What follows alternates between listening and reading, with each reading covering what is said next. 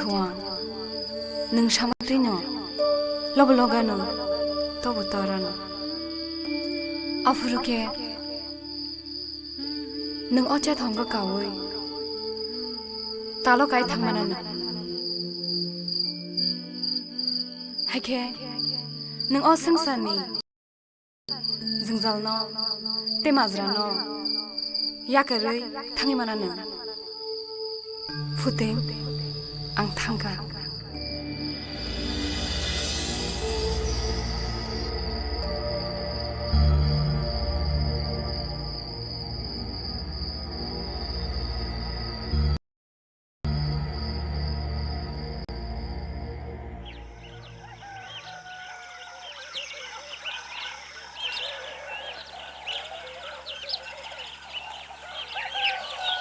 Dukti, Faisri ba, bolong thayan da, salchugui tongka, dari Faisri. I Faisri ko.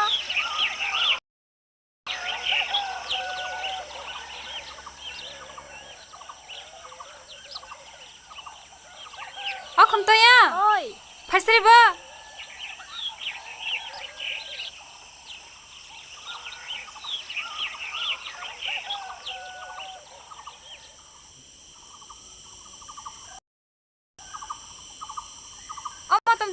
Oi. Faisri ba, hoga thana ni. Mai chamale thangka Faisri ko.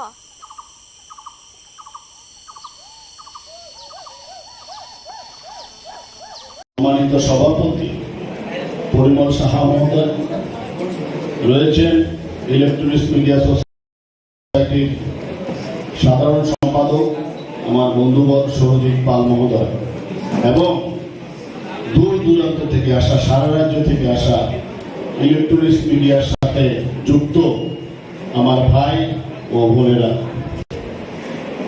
আপনারা জানেন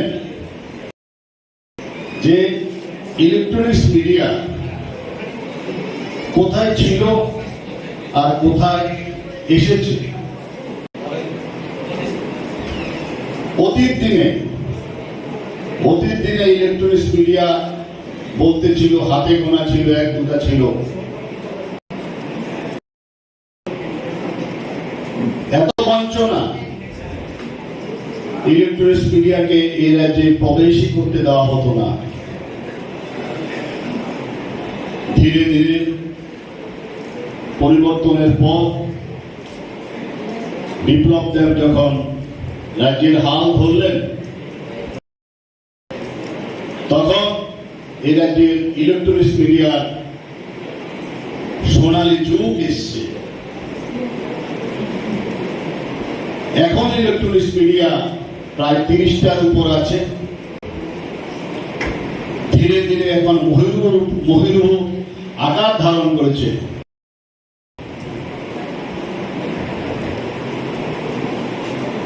আমি স্বাগত জানাবো মাননীয় কেন্দ্রীয় মন্ত্রী প্রতিমা ভৌমিক মহোদয়কে।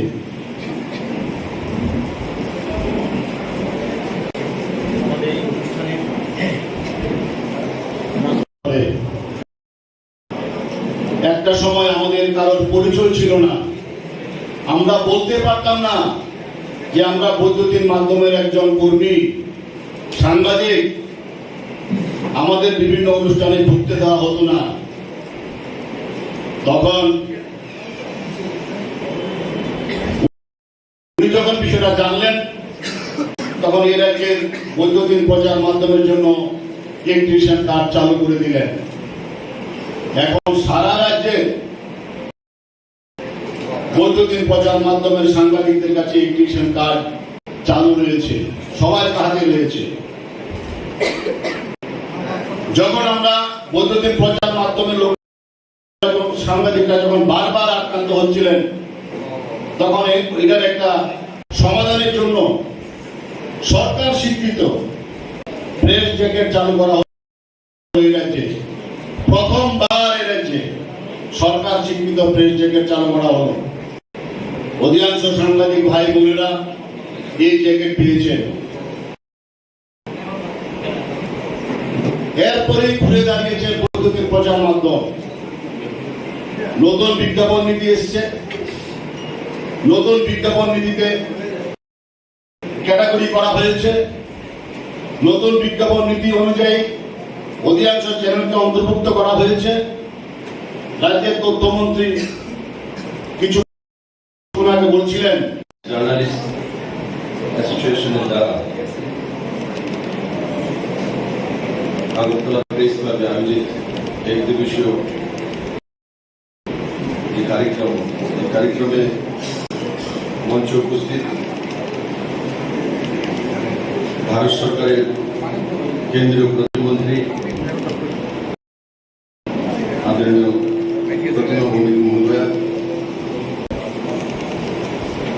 Shri Pranab Sarkar, secretary Agartala press club,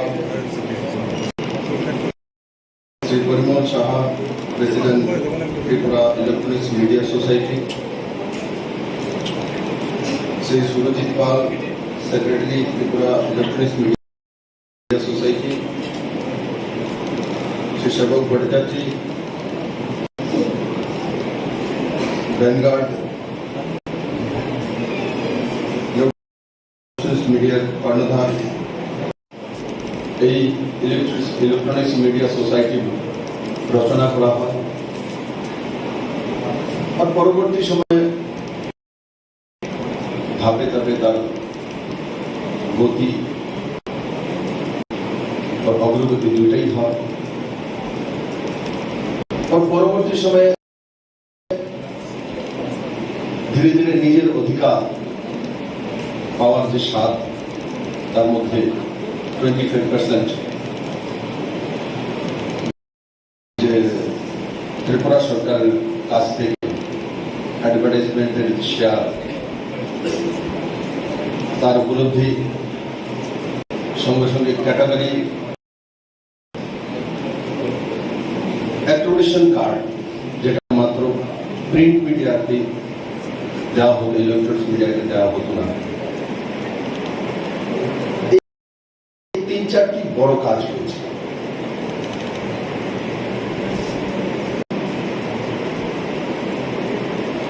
বন্ধুরা,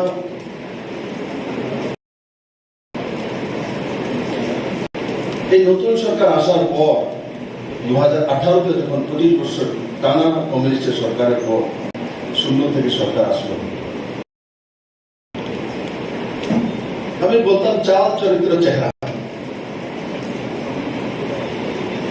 লাস্ট যখন মাননীয় প্রধানমন্ত্রী যে ত্রিপুরাতে এসেছিলেন, তো গাড়িতে উঠে আপনি জিজ্ঞাসা করছিলেন যে ত্রিপুরার কি কি পরিবর্তন হয়েছে, কি কি করেছ আমাদের বলো, আর কোন কাজটা সবচেয়ে বড় কাজ হয়েছে আমাকে একটু বলো। আমি ওনাকে বলেছি ত্রিপুরার সবচেয়ে বড় কাজ হয়েছে যেটা মানুষের চাল চরিত্র চেহারা, ওয়ার্ক কালচার, সেটা এসছে। তো বলছে কত পার্সেন্টেজ? আমি বললাম 65% আশপাশে। আসলে তো হচ্ছে। আজ অজয় ঘোষের মতো সাধারণ গরিব ঘরের ছেলে টুয়েলভও দিতে পারেনি, মাধ্যমিক পাস করেছে, রাজস্থানে বোনের বাড়িতে যায়, ও সেখানে গিয়ে জুস কিভাবে বানানো শিখে গেছে। ভেজ পকোড়া আর নন ভেজ পকোড়া যাই হোক, চিংড়ি পকোড়া সেখান থেকে বানানো শিখেছে। শিখে এসে এখানে আগরতলা ইস্কন টেম্পলের অপোজিটে স্টল লাগিয়ে জুস বিক্রি করছে। আর যদি 25 বছর টানা সরকার থাকতো, এই ছেলে হয়তো বা কোনো রাজনৈতিক দলের লাইনে মুর্দাবাদ জিন্দাবাদ বলতে বলতে তার 5 বছর শেষ হয়ে যেত, 10 বছর শেষ হয়ে ফার্স্ট স্টেশনে রাস্তার কোনো জায়গায় পড়ে থাকতে দেখা। আজ সে लगभग 50,000 টাকা টোটাল পুঁজি লাগিয়েছে। তার মধ্যে আমি জিজ্ঞাসা করেছি কতদিন দোকানটা, বলে 15 দিন হয়েছে। কত টাকা রোজগার করো? বলে দিনে 600 থেকে 700 টাকা নেট প্রফিট হয়। মাত্র শুরুয়াত, 15 ডেজ। সবাই জানো না এই জায়গাটা। যখন তার জানকারি হবে, কাস্টমার আসবে, তার দোকান থেকে খাবে। আজকে 600-700 টাকা দিয়ে 700 টাকা ইনকাম করে, মানে 20,000 টাকা 21,000 টাকা মাসে সে ইনকাম করে 50,000 টাকা পুঁজি লাগিয়ে এর চাইতে বড় ইন্টারভিউ হবে। পরিবর্তন হয়েছে চাল চরিত্রের চেহারা। যখন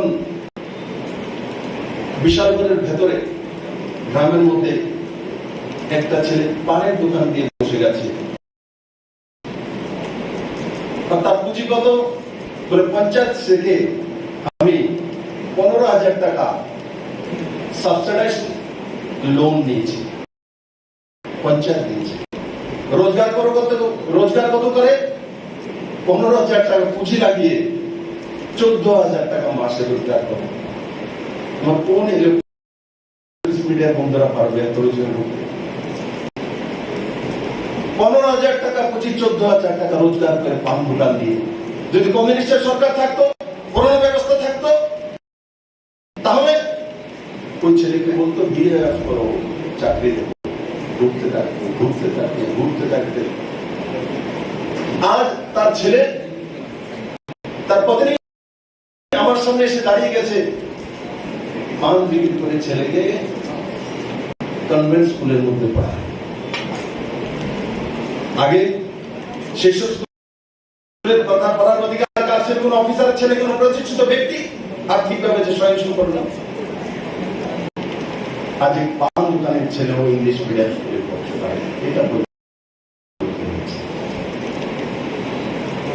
বেকার শব্দটা ত্রিপুরা থেকে অনেকটাই চলে গেছে। আগে কোনো কিছু হলে মেয়ে ছেলে এমএ পাস করে গেছে,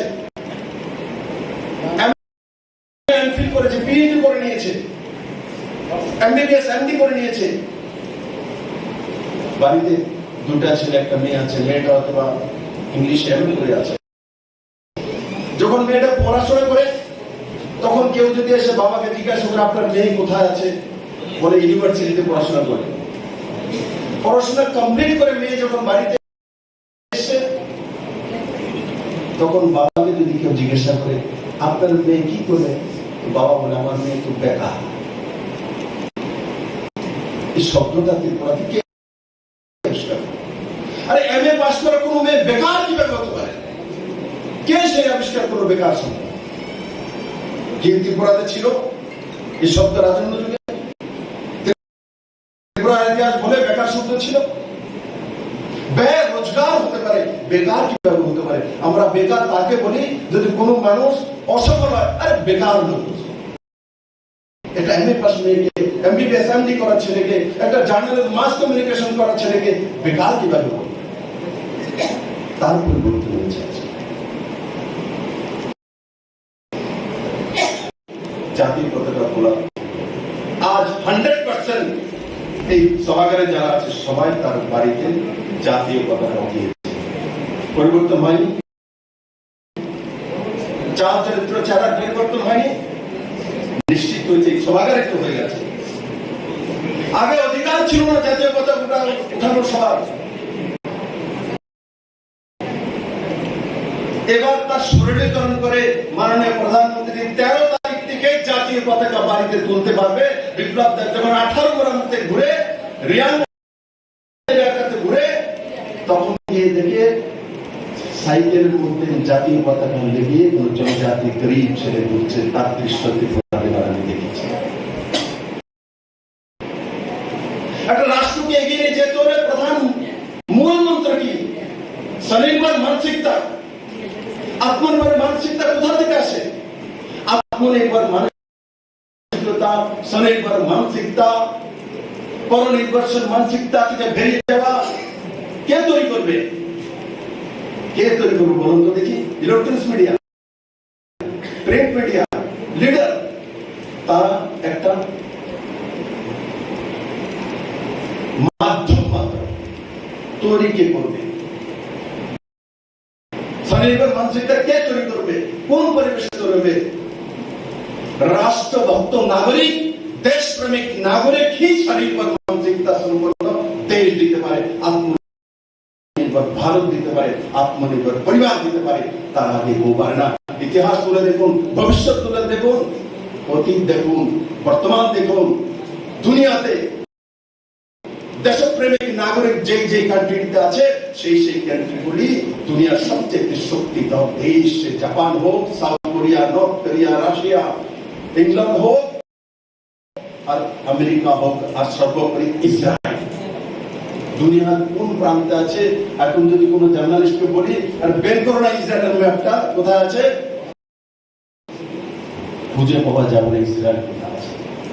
কিন্তু কেন দুনিয়ার মধ্যে সবচেয়ে শক্তিধর দেশ? রাষ্ট্রপ্রেমিক নাগরিক সেই রাজ্যে, সেই দেশের মধ্যে রয়েছে। ইসরায়েল মরুভূমি, যখন ইসরায়েলকে বিধ্বংস করে শেষ করে দেওয়া হয়েছিল, ইহুদিরা দেশ ত্যাগ করে পালিয়ে গিয়েছিল, ভারতবর্ষ চলে এসেছিল। কিন্তু যখন আবার সঞ্চয় করেছে, সঞ্চয় করে রাষ্ট্রসংঘের সামনে দাবি রেখেছে আমাদের সেই মাতৃভূমি লাগবে। কেউ কেউ বলেছিল আরে সেই মরুভূমিতে যে গিয়ে কি লাভ হবে, তোমাদেরকে সুজলাং সুফলাং যেখানে ভালো জমি আছে সেই জায়গা দিয়ে দেবো। ইসরায়েলিরা মানেনি। ইসরায়েল বলেছে যেখানে জন্ম হয়েছে বালু হোক সেখানেই যাব, সেখানেই থাকবো। আজ দুনিয়াকে দেখিয়ে দিয়েছেন ইসরায়েলিরা যে এরা সবচেয়ে শক্তিধর দেশ। কি কারণে করতে পেরেছে? রাষ্ট্রপ্রেম। মাননীয় প্রধানমন্ত্রী দিন রাত সেটাই করে, make in India, made in India. এগুলো কি? রাষ্ট্রপ্রেম। আজ ডিফেন্সে 21% যে খরচা আমাদের বাইরে চলে যেত সেটা কমিয়ে এনেছে মাননীয় প্রধানমন্ত্রী। প্রায় 50,000 কোটি টাকা সেভ করেছে, যেটা চলে যেত বাইরের দেশের মধ্যে। আজ দেশীয় কায়দায় ভারতবর্ষের ডিফেন্সের যে সরঞ্জাম তৈরি হয় তার ব্যবস্থা করেছেন নরেন্দ্র ভাই মোদী। আজকে 13,000 কোটি টাকার ডিফেন্স সামগ্রী আমরা বাইরের দেশে বিক্রি করি, তার নাম নরেন্দ্র ভাই মোদী। শুধু তেরঙ্গা উঠাননি, উনি তেরঙ্গার সঙ্গে সঙ্গে made in India, make in India সেই জায়গাতে কাজ করেছেন। কাজ করে প্রমাণিত করেছেন। কাজ করা সবাই কাজ করে, কাজ করে প্রমাণিত করা কিছু লোক পারে, কিছু লোক পারে। তার জন্য আমি জার্নালিস্ট অ্যাসোসিয়েশনের যে ইলেকট্রনিক্স মিডিয়ার বন্ধুরা এখানে বিভিন্ন প্রান্ত থেকে এসছেন, আমি দেখি প্রণব বাবু হাততালি দেওয়ার জন্য বলতে দুজন বসে আছে, হাততালি দাও, কিছু দেয় কিছু দেয় না, কিছু হবে না। হাততালি বিপ্লবদের দুনিয়াতে বহু দেখেছে, হাততালি দিয়ে কি হয় না হয় আলাদা বিষয়, কিন্তু হৃদয় হতে হয়, পরিবর্তন অনুভব করতে হয়। বুকে হাত দিয়ে বলুন তো দেখি কে পরিবর্তন করেনি সরকার? নরেন্দ্র ভাই মোদী ভারতের চেহারা পরিবর্তন করেনি। আজকে দুনিয়াতে যখন কোন ইসরায়েলে বা কোন জার্মানিতে গিয়ে আমরা নামি, তা আমরা বলি আমরা ভারতবাসী। আগে যখন যে কোনো জায়গায় এলসালামে এয়ারপোর্টে নামতাম, কোথা থেকে এসে ভারত থেকে ব্ল্যাক ইন্ডিয়ান। আজ বলে 56 ইঞ্চ মোদীর দেশ থেকে এসছো। মোদী সেটা করে দেখিয়েছে। মোদী সে ব্যক্তি ত্রিপুরা রাজ্যের পুরনো সরকার থাকাকালীন সমস্ত সময় লাঞ্ছনা, বঞ্চনা, কেন্দ্র দিচ্ছে না, কিচ্ছু নাই, গেছে। এই শব্দগুলি আয়াত করা হয়েছিল চীন, যে রাশিয়া, সোভিয়েত ইউনিয়ন থেকে, কমিউনিস্ট কান্ট্রি থেকে আয়াত করা হয়েছিল। কিন্তু মোদী এসে এই রাজ্যের মধ্যে বলে 2019 লোকসভার ইলেকশনে উদ্বোধন করে গার্লস স্কুলের ময়দানে বলে, হে ভারতবাসী আসো, এসে ত্রিপুরার মানুষের কাছ থেকে শেখো। এরা দূরদর্শী, এরা মেহনতি, এরা নির্ণয় নিতে জানে। আসো ভারতবাসী, এসে শেখো ত্রিপুরার মানুষের কাছ থেকে। সে উপহার নরেন্দ্র ভাই মোদী দিয়েছে স্বাভিমান ত্রিপুরার মানুষকে। না হলে আগে কলকাতার এয়ারপোর্টে ত্রিপুরার মানুষ যদি নামতো, তো কলকাতা থেকে ত্রিপুরা, আগরতলা থেকে বাংলাদেশ থেকে। আজ কলকাতা এয়ারপোর্ট ত্রিপুরা থেকে আগরতলা থেকে নামে, তখন বলে যে দেখো ত্রিপুরা থেকে লোক এসছে, সেই জায়গা থেকে ওরা চলে গেছে।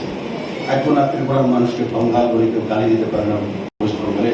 এখন যখন ত্রিপুরা মানুষ গিয়ে ওয়েস্ট বেঙ্গল এয়ারপোর্টে নামে, বলে দেখো আমরাও পরিবর্তন করেছিলাম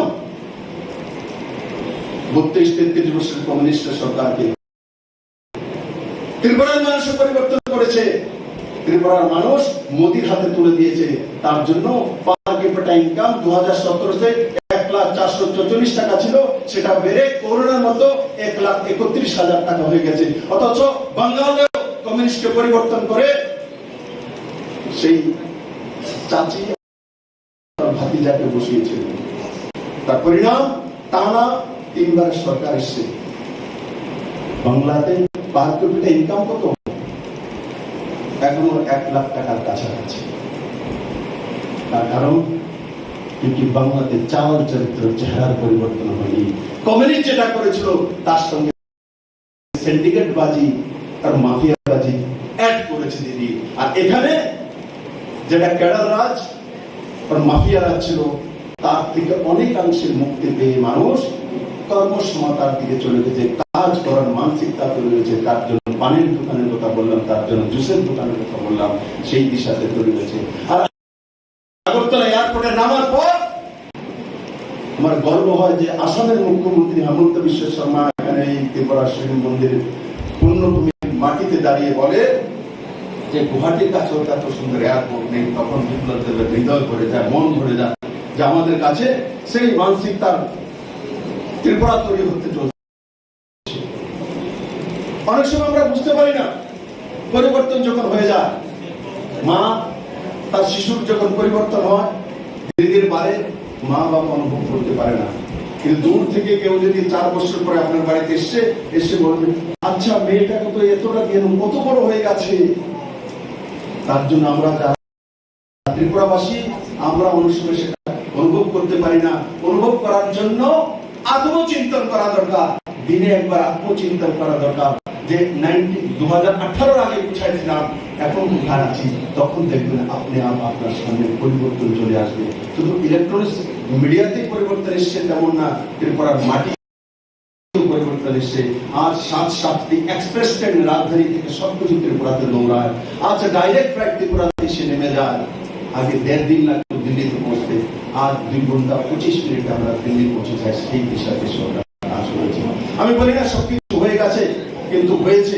কিন্তু মাঝে মাঝে দেখি যখন বিভিন্ন জায়গাতে পেড নিউজ হয়, আমি বারবার বলতাম যে পেড নিউজ থেকে বেরিয়ে জিরো জার্নালিজম থেকে বেরিয়ে আসা।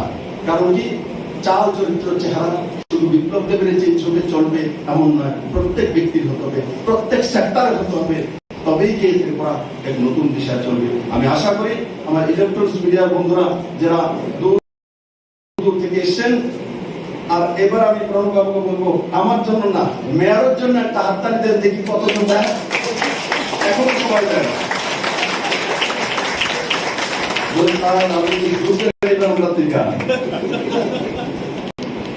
দেখো, জোর করে নেওয়ার মধ্যে 2টা বিষয় আছে। মার কাছ থেকে জোর করে শিশু নেয়, সন্তান নেয়, তার মধ্যে তাকে জোর করে বলে না, তাকে আবদার বলে। বিপ্লবদের আবদার করে জোর করে নিতে শিখে না, ও জানেও না। আমি আবদার করি আপনাদের কাছে, আমি আপনাদেরকে বহু কিছু করে দিয়েছি। প্রণববাবু যেটা বলেছেন এটা কাজের সময় সবকিছু হয়ে যায়, হয়ে গেছে। এটা প্রবাহমান নদী, মোদির ডেভেলপমেন্ট। যখন অন্য রোড হবে, এয়ারপোর্ট হবে, তো জার্নালিজম হবে না। এখানে যেখানে দাঁড়িয়ে আছি 25-30 বছর, 40-50 বছর হয়তো আপনাদেরকে বিনা শীতল হওয়ার মধ্যে এখানে বসে কনফারেন্স করতে হতো।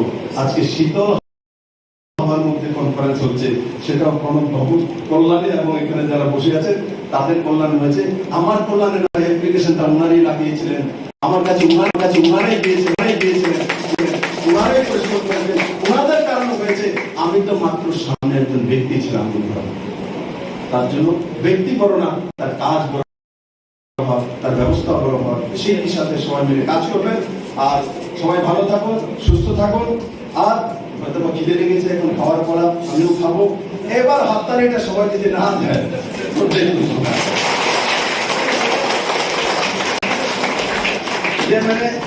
और নিজের জীবন সুন্দর হোক, পরিবারকে সবাইকে নিয়ে সুন্দর ত্রিপুরা তৈরি করুন, সুন্দর মানসিকতা রাখুন, পজিটিভিটি রাখুন। দুনিয়া আপনার সামনে হেরে যাবে, দুনিয়া আপনার সামনে চলে আসবে। নেগেটিভিটি রাখলে সবচেয়ে আগে হার আপনার হবে, পজিটিভিটি রাখলে দুনিয়া আপনার সামনে হেরে যাবে। সেই মানসিকতা কাজ করুন। সবাইকে অনেক অনেক ধন্যবাদ। জয় হিন্দ, ভারত মাতা কি জয়।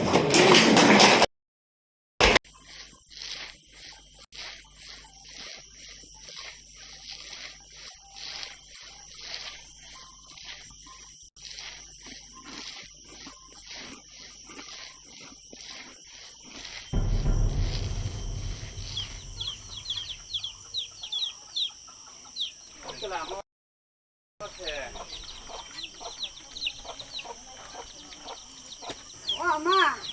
ni ko mai lam kalang kha, tong ngai tong sa bori sa biang ni haka kami semua. Nu gulo no pikhoga o bori sa bo biang jan thaka. Bai nang khada khana ka hano.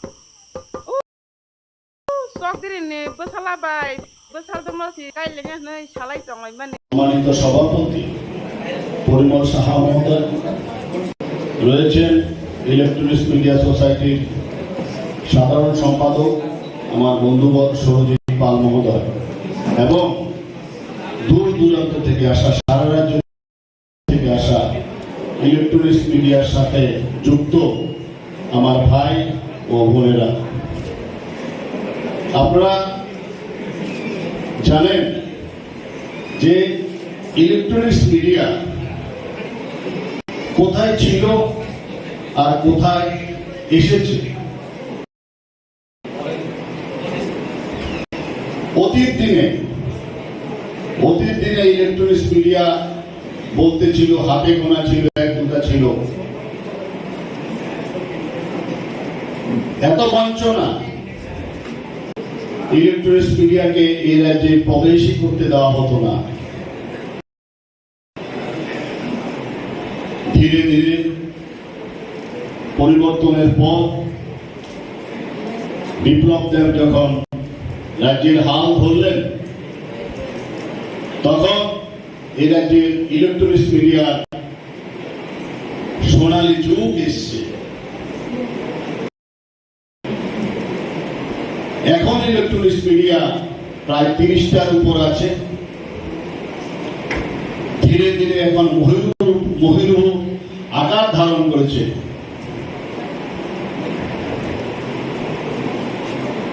আমি স্বাগত জানাবো মাননীয় কেন্দ্রীয় মন্ত্রী প্রতিমা ভৌমিক মহোদয়কে।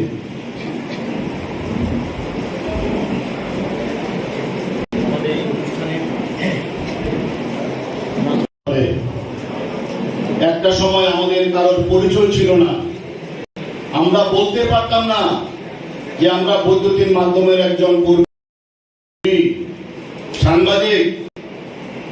আমাদের বিভিন্ন অনুষ্ঠানে ঢুকতে দেওয়া হতো না। তখন উনি যখন বিষয়টা জানলেন, তখন এই রাজ্যের বৈদ্যুতিন প্রচার মাধ্যমের জন্য ইলেকট্রিশিয়ান কার্ড চালু করে দিলেন।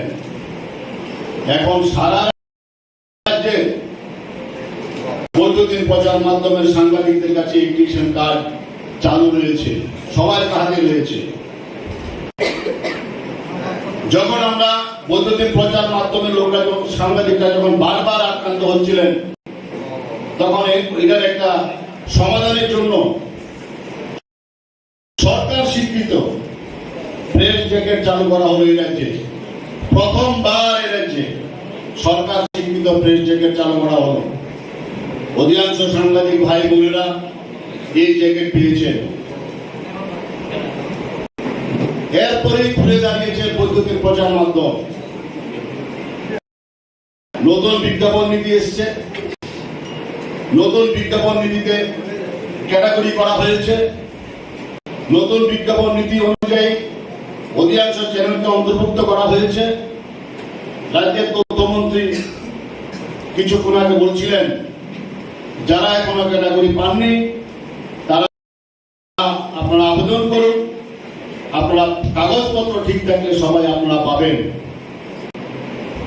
এত উদারীকরণ, এত সরলীকরণ আমরা অতীতের কোন সরকারের কাছ থেকে পাইনি। আপনারা জানেন এ রাজ্যে দুজন সাংবাদিককে হত্যা করা হয়েছিল। বিজেপি সরকার ক্ষমতায় আসার পর সিবিআই তদন্তের দায়িত্ব দেওয়া হয়েছে। একজন সাংবাদিক আমাদের কিডনি ক্ষতিগ্রস্ত হয়ে, কিডনি ড্যামেজ হয়ে যখন অসুস্থ হয়ে পড়েছিলেন, তখন মাননীয় বিপ্লব দেব মহোদয় 2 লক্ষ টাকা দিয়ে ওনাকে সাহায্য করেছিলেন। আমার মনে আছে একজন সাংবাদিক, উনি মারা গেছেন, নাম বলতে চাই না, সিনিয়র সাংবাদিক, আইএলএস এ ভর্তি হয়েছিলেন। ওনার মরদেহ নেওয়ার জন্য টাকা ছিল না। যারা বড় বড় কথা বলে তারা তখন একে একে হাসপাতাল থেকে সরে যাচ্ছিল, আমি দাঁড়িয়েছিলাম ওই সময়। তখন বিপ্লব দেব মুখ্যমন্ত্রী হননি, তখন উনি 50,000 টাকা দিয়ে আইএলএস কে পেমেন্ট করেছিলেন। করোনাতে আক্রান্ত হয়ে মারা গিয়েছিলেন একজন সাংবাদিক, যে সাংবাদিক তৎকালীন সময়ে এক বিশেষ রাজনৈতিক দলের হয়েও কাজ করছিলেন। যখন করোনা আক্রান্ত হয়ে মারা যান তখন তারা কেউ আর ফিরেও তাকাননি। আইএলএস এ ভর্তি হয়েছিল, আইএলএস এ প্রচুর টাকা উঠেছিল। পুরো টাকা তৎকালীন সময় রাজ্যের তৎকালীন মুখ্যমন্ত্রী মাননীয় বিপ্লব দেব দিয়েছিলেন, আইএলএস হাসপাতালকে পেমেন্ট করেছিলেন। এবং অনেক উদাহরণ রয়েছে আমাদের হাতে। করোনার সময় ভ্যাকসিনেশন আমরা করিয়েছি 6 বার 7 বার। এখানে বসে আছেন রাজ্যের মাননীয় কেন্দ্রীয় মন্ত্রী প্রতিভা ভৌমিক মহোদয়, উনি মাস্ক স্যানিটাইজার নিয়ে ধর্মনগর থেকে শুরু করে বিলোনিয়া সব জায়গাতে উনি নিজে ছুটে গেছেন। একজন কেন্দ্রীয় মন্ত্রী পাবেন যিনি সাংবাদিকের কাছে মাস্ক নিয়ে যাচ্ছেন, স্যানিটাইজার নিয়ে যাচ্ছেন। আমাকে ডেকে নিয়ে স্যানিটাইজার মাস্ক দিয়েছেন। করোনার সময় সাংবাদিকদের বাঁচানোর জন্য, রক্ষা করার জন্য বিজেপি সরকারের বা কেন্দ্রীয় মন্ত্রী যিনি আছেন সবাই ঝাঁপিয়ে পড়েছিলেন। আমরা সেই দিনটা ভুললে চলবে না বন্ধুরা। অতীত থেকে শিক্ষা নিতে হবে, অতীতকে মনে রাখতে হবে, কে প্রকৃত বন্ধু। এখন অনেকে অনেক কথা বলেন, বন্ধু সাজার চেষ্টা করেন, অতীতকে ভুলিয়ে দেওয়ার চেষ্টা করেন, কিন্তু এটা মহা ভুল হবে অতীতকে ভুলে গেলে। এখন অনেকে বিপ্লবী সাজার চেষ্টা করে। এখন নাকি সাংবাদিক আক্রান্ত হয়েছে, কোথায় সাংবাদিক আক্রান্ত হয়েছে? হয়েছে কিছু, হয়নি যে একদম না, কিন্তু প্রত্যেকটা ঘটনার ক্ষেত্রে কিছুদিন আগে একজন সাংবাদিক যখন আক্রান্ত হয়েছিলেন, সাথে সাথে 3 থেকে 4 ঘন্টার মধ্যে একজন ওসিকে সাসপেন্ড করেছে। ওসিকে সাসপেন্ড করার নজির সাংবাদিক আক্রান্ত হওয়ার পর এদের আছে একটাও নেই। আমি দায়িত্ব নিয়ে বলতে পারি একটাও ইনস্টেন্স নেই। অতীতকে ভুলিয়ে দিয়ে অনেকে এখন সাধু সাজার চেষ্টা করছেন, বিপ্লবী সাজার চেষ্টা করছেন, কাউকে কাউকে হেয় প্রতিপন্ন করার চেষ্টা করছেন। যারা ভালো কাজ করলেন, যারা আমাদের রক্ষা করলেন, করোনার সময় আমরা যখন বিপন্ন অসহায়, সাংবাদিকরা বাঁচবে কি মরবে ঠিক নেই, তখন যারা ঝাঁপিয়ে পড়লেন, প্রত্যেকটা সাংবাদিকের পাশে যারা দাঁড়ালেন, সাংবাদিকের পরিবারের পাশে দাঁড়ালেন, তাদেরকে হেয় করার, খাটো করার চেষ্টা হচ্ছে বন্ধুগণ। শুধুমাত্র নিজেদের উদ্দেশ্য চরিতার্থ করার জন্য হেয় করার চেষ্টা হচ্ছে। সরকারের কাজকে সাংবাদিকদের জন্য যা যা করেছে, আমি দায়িত্ব নিয়ে বলছি, 1-2টা কাজ হয়তো বাকি রয়েছে। হেলথ ইন্স্যুরেন্স স্কিমও চালু হয়ে গেছে। শুধুমাত্র হাউজিং এর যে বিষয়টা রয়েছে, হাউজিং এর বিষয়টা বাকি রয়েছে। ম্যাক্সিমাম কাজ হয়ে গেছে। নতুন করে 286টা ইলেকট্রিশিয়ান কার্ড দেওয়া হবে, রাজ্যের তথ্যমন্ত্রী কিছুক্ষণ আগে বলে গেলেন। সারা দেশে নেট সার্চ করে দেখবেন, গুগলে গিয়ে দেখবেন কোথাও এরকম কাজ সাংবাদিকদের জন্য হয়েছে কি। পেনশন কত ছিল? পেনশন ছিল 1000 টাকা।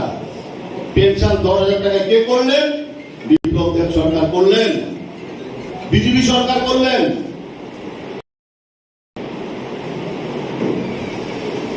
এত কাজ করার পরে করে যদি কাউকে যদি আমরা হেলাও করি, ছোট করি ইচ্ছাকৃতভাবে, ইতিহাস কখনোই তাদের ক্ষমা করবে না।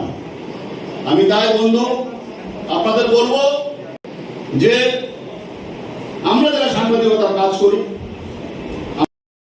আমরা ভালো মন্দ জানি, অতীত বর্তমান ভবিষ্যৎ জানি, অতীত থেকে শিক্ষা নিয়ে অতীতের অভিজ্ঞতাকে সঞ্চয় করে বর্তমানে পথ চলার পাশাপাশি ভবিষ্যতের সিদ্ধান্ত নেবেন। এই ক্ষেত্রে বিভ্রান্ত হওয়ার কোনো জায়গা নেই। প্রতিদিন বিভ্রান্ত করার চেষ্টা করছে, নিজের অভিজ্ঞতা মিলিয়ে নেবেন বন্ধুরা। আমি আমার বক্তব্য জার্নালিস্ট অ্যাসোসিয়েশনের দ্বারা আগরতলা প্রেস ক্লাবে আয়োজিত এক দিবসীয় যে কার্যক্রমে মঞ্চে উপস্থিত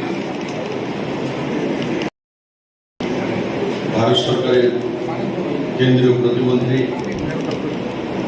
আদরণীয় প্রতিমা মহোদয়া, Shri Pranab Sarkar, secretary Agartala press club,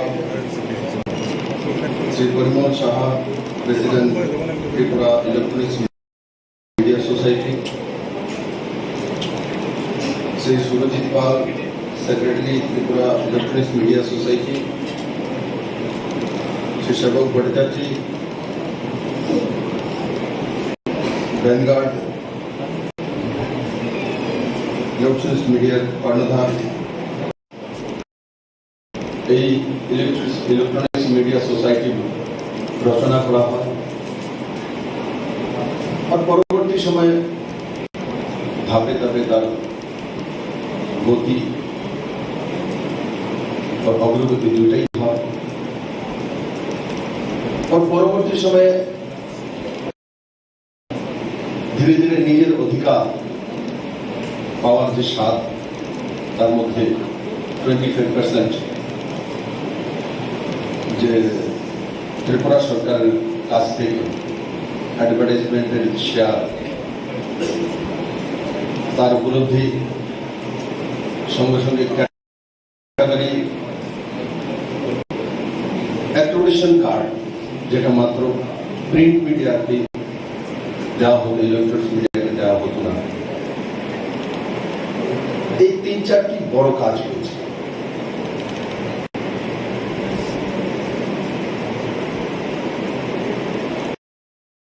বন্ধুরা, এই নতুন সরকার আসার পর 2018-তে যখন 25 বছর টানা কমিউনিস্টের সরকারের পর শূন্য থেকে সরকার আসলো, আমি বলতাম চাল চরিত্র চেহারা। লাস্ট যখন মাননীয় প্রধানমন্ত্রী যে ত্রিপুরাতে এসেছিলেন, তো গাড়িতে উঠে আমাকে জিজ্ঞাসা করছিলেন যে ত্রিপুরার কি কি পরিবর্তন হয়েছে, কি কি করেছ আমাদের বলো, আর কোন কাজটা সবচেয়ে বড় কাজ হয়েছে বলো। আমি ওনাকে বলেছি ত্রিপুরার সবচেয়ে বড় কাজ হয়েছে যেটা মানুষের চাল চরিত্র চেহারা, ওয়ার্ক কালচার, সেটা এসছে। তো বলছি কত পার্সেন্টেজ? 65% আশপাশে। আসলে তো আজ অজয় ঘোষের মতো সাধারণ গরিব ঘরের এক ছেলে 12 দিতে পারেনি, মাধ্যমিক পাস করেছে, রাজস্থানে বোনের বাড়িতে যায়, ও সেখানে গিয়ে জুস কিভাবে বানানো হয় শিখে গেছে। ভেজ পকোড়া আর নন ভেজ পকোড়া যাই হোক, চিংড়ি পকোড়া সেখান থেকে বানানো শিখেছে। শিখে এসে এখানে আগরতলায় ইস্কন টেম্পলের অপোজিটে স্টল লাগিয়ে জুস বিক্রি করছে। আর যদি 25 বছর টানা সরকার থাকতো, এই ছেলে হয়তো কোন রাজনৈতিক দলের লাইনে মুর্দাবাদ জিন্দাবাদ বলতে বলতে তার 5 বছর শেষ হয়ে যেত, 10 বছর শেষ হয়ে 5 স্টেশনে রাস্তার কোনো জায়গায় কতবার ট্রাক প্রযুক্ত হয়ে পড়ে থাকতে দেখা যায়। আর আজ সে लगभग 50,000 টাকা টোটাল পুঁজি লাগিয়েছে তার মধ্যে। আমি জিজ্ঞাসা করেছি কতদিন হয়েছে দিয়েছো দোকানটা, বলে 15 দিন হয়েছে। কত টাকা রোজগার করো, বলে দিনে 600 থেকে 700 টাকা নেট প্রফিট হয়।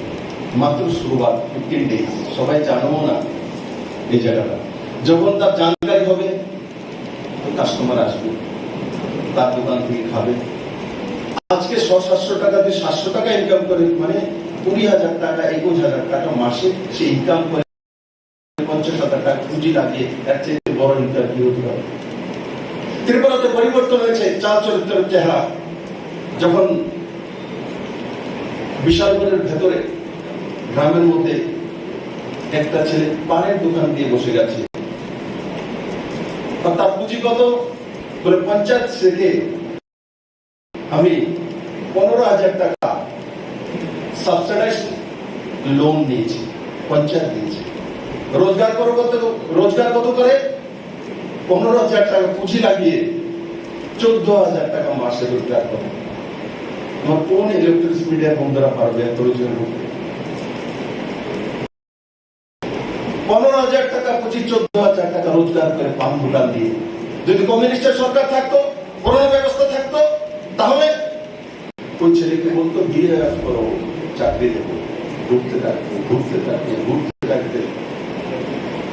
আজ তার ছেলে, তার পত্নী আমার সামনে এসে দাঁড়িয়ে গেছে, পান বিক্রি করে ছেলেকে কনভেন্ট স্কুলের মধ্যে পড়ায়।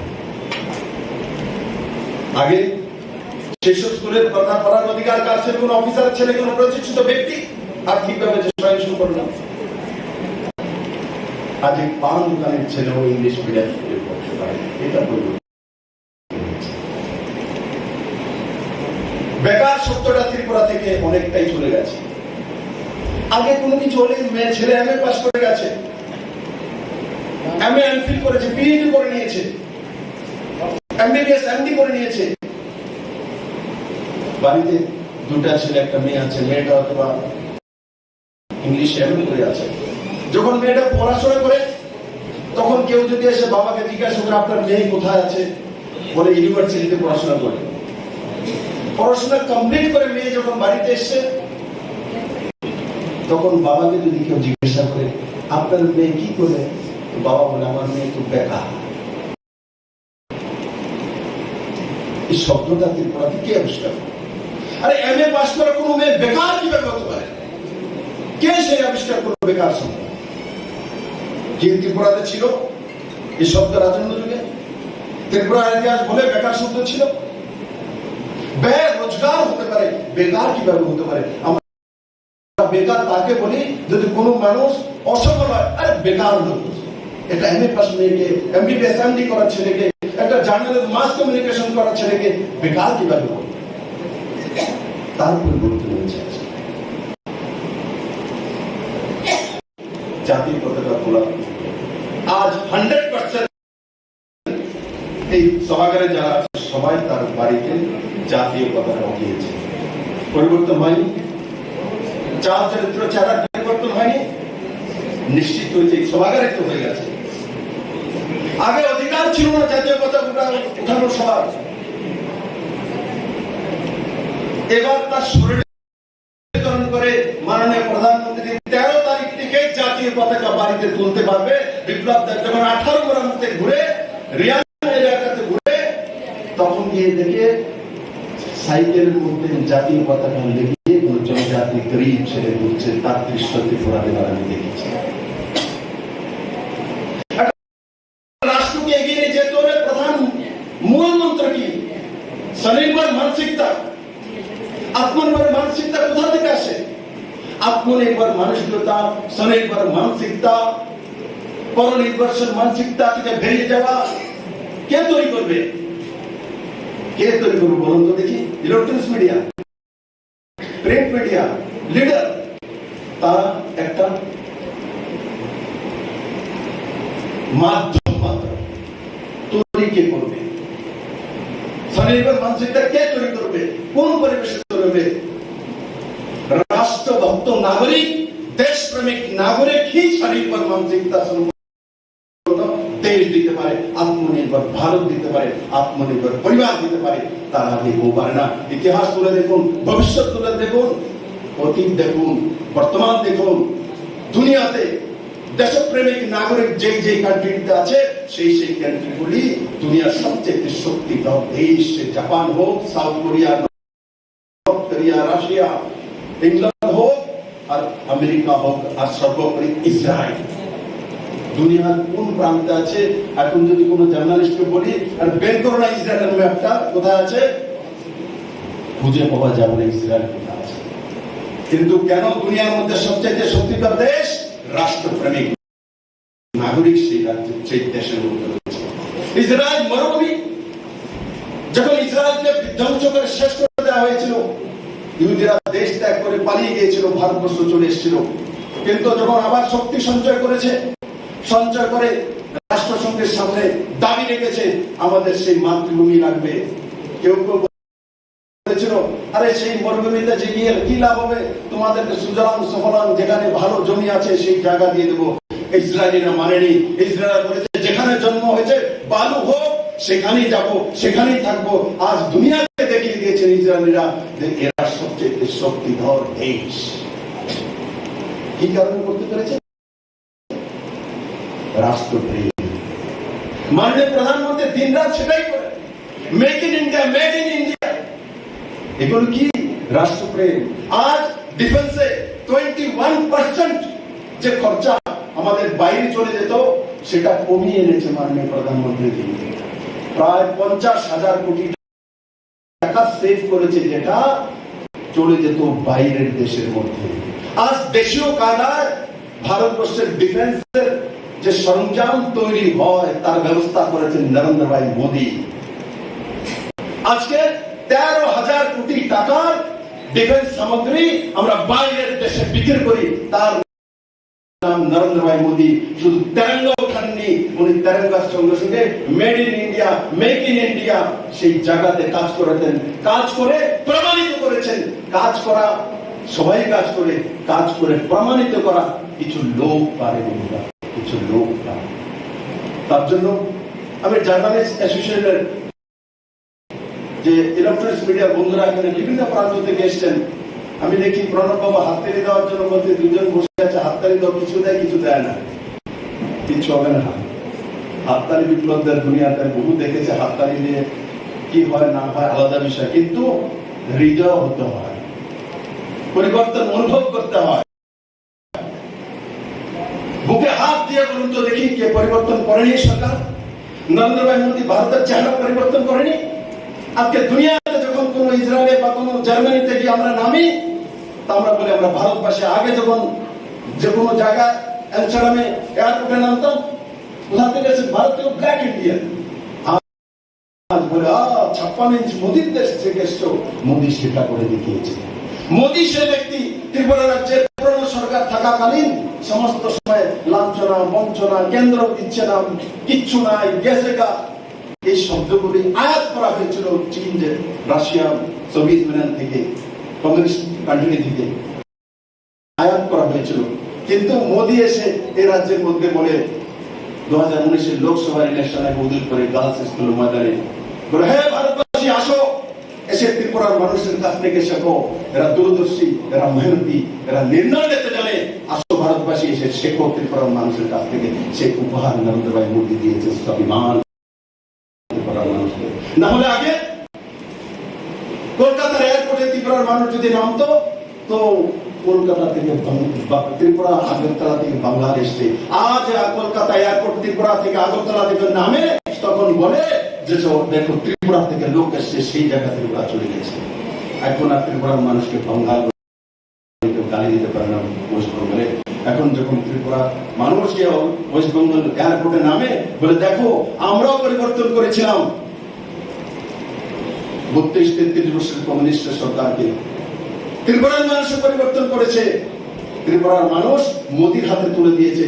তার জন্য পার ক্যাপিটা ইনকাম 2017 তে 1,04,000 544 টাকা ছিল, সেটা বেড়ে করোনার মতো 1,31,000 টাকা হয়ে গেছে। অথচ বাংলাদেশেও কমিউনিস্টকে পরিবর্তন করে সেই চাচি আর ভাতিজাকে বসিয়েছিল। তার পরিণাম টানা 3 বার সরকার এসেছে। বাংলাতে ইনকাম কত? এখনো 1 লাখ টাকার কাছাকাছি। তার কারণ কি? বাংলাতে চাল চরিত্র চেহারার পরিবর্তন হয়নি। কমিউনিস্ট যেটা করেছিল তার সঙ্গে সিন্ডিকেট বাজি আর মাফিয়া বাজি অ্যাড করেছে দিদি। আর এখানে যেটা ক্যাডার রাজ আর মাফিয়া ছিল, তার থেকে অনেকাংশে মুক্তি পেয়ে মানুষ কর্মসমতার দিকে চলে গেছে, কাজ করার মানসিকতা চলে গেছে। তার জন্য পানের দোকানের কথা বললাম, তার জন্য জুসের দোকানের কথা বললাম, সেই দিশাতে চলে গেছে। আর আগরতলা এয়ারপোর্টে নামার পর আমার গর্ব হয় যে আসামের মুখ্যমন্ত্রী হেমন্ত বিশ্ব শর্মা এখানে এই ত্রিপুরা শিব মন্দির পুণ্যভূমির মাটিতে দাঁড়িয়ে বলে যে গুয়াহাটির কাছে এত সুন্দর এয়ারপোর্ট নেই। তখন বিপ্লব দেবের হৃদয় ভরে যায়, মন ভরে যায় যে আমাদের কাছে সেই মানসিকতার ত্রিপুরা তৈরি হতে চলছে। অনেক সময় আমরা বুঝতে পারি না, পরিবর্তন যখন হয়ে যায়, মা তার শিশুর যখন পরিবর্তন হয় ধীরে ধীরে বাড়ে, মা বাবা অনুভব করতে পারে না। কিন্তু দূর থেকে কেউ যদি 4 বছর পরে আপনার বাড়িতে এসে বলবে, আচ্ছা মেয়েটাকে তো এতটা কেন কত বড় হয়ে গেছে।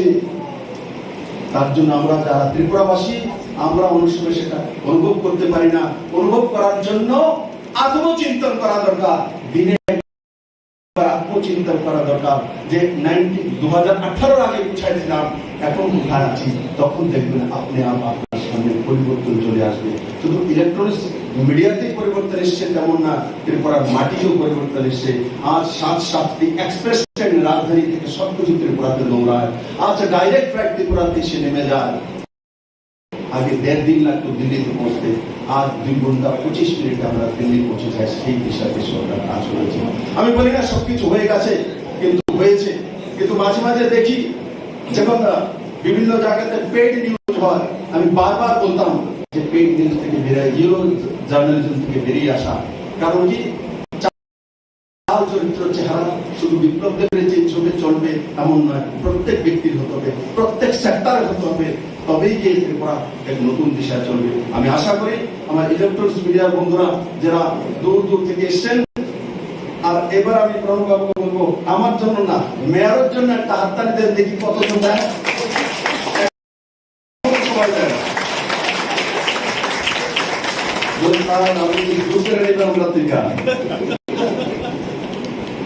দেখো, জোর করে নেওয়ার মধ্যে 2টা বিষয় আছে। মার কাছ থেকে জোর করে শিশু নেয়, সন্তান নেয়, তার মধ্যে তাকে জোর করে করে না, তাকে আবদার। বিপ্লবদের আবদার করে জোর করে নিতে শিখে না, ও জানেও না। আমি আবদার করি আপনাদের কাছে, আমি আপনাদেরকে বহু কিছু করে দিয়েছি। প্রণববাবু যেটা বলেছেন, এটা কাজের সময় সবকিছু হয়ে যায়, হয়ে গেছে। এটা প্রবাহমান নদী, মোদির ডেভেলপমেন্ট। যখন অন্য রোড হবে, এয়ারপোর্ট হবে, তো জার্নালিজম হবে না। এখানে যেখানে দাঁড়িয়ে আছি 25-30 বছর, 40 বছর হতে হবে আপনাদেরকে বিনা শীতল হওয়ার মধ্যে এখানে বসে কনফারেন্স করতে হতো। আজকে শীতল হওয়ার মধ্যে কনফারেন্স হচ্ছে, সেটা প্রণববাবুর কল্যাণে এবং এখানে যারা বসে আছেন তাদের কল্যাণে হয়েছে। আমার কল্যাণে না, অ্যাপ্লিকেশনটা ওনারই লাগিয়েছিলেন, আমার কাছে ওনারাই দিয়েছিলেন, ওনারাই পরিশ্রম করেছেন, ওনাদের কারণে হয়েছে। আমি তো মাত্র সামনে একজন ব্যক্তি ছিলাম। তার জন্য ব্যক্তি বড় না, তার কাজ বড় হয়, তার ব্যবস্থা বড় হয়। সেই সাথে সবাই মিলে কাজ করবেন। আর সবাই ভালো থাকুন, সুস্থ থাকুন। আর হয়তো খিদে লেগেছে, এখন খাওয়া আমিও খাবো। এবার হাততালিটা সবাই যদি না দেয়,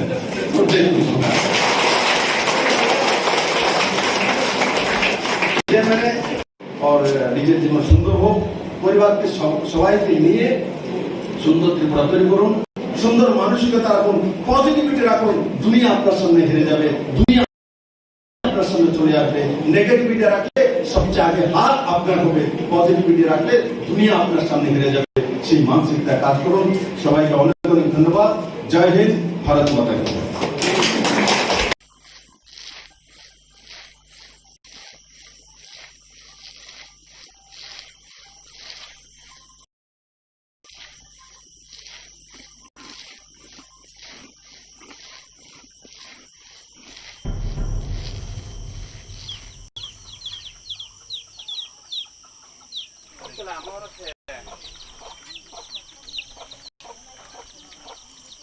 mama ni ko mai lam kalang kha tong na tong ti sa bori sa biang jan ni hata kami semua nu gulo no ti khogja o bori sa bo biang jan thangka Bai nang kada kana ka no. Sok diri ni besala bai. Besal dong si kai lenga nei salai tong lai mani. Ang kisah kana ko nang ka kana ka bai. Tao phải bắt nó cho mà bạc là cây nè. Saya nó am tilai. Aw, abole sok diri tutu saya no bini bohai no. Besa bai bahana junda ba boro hakla kaina ni abole khanaya ku.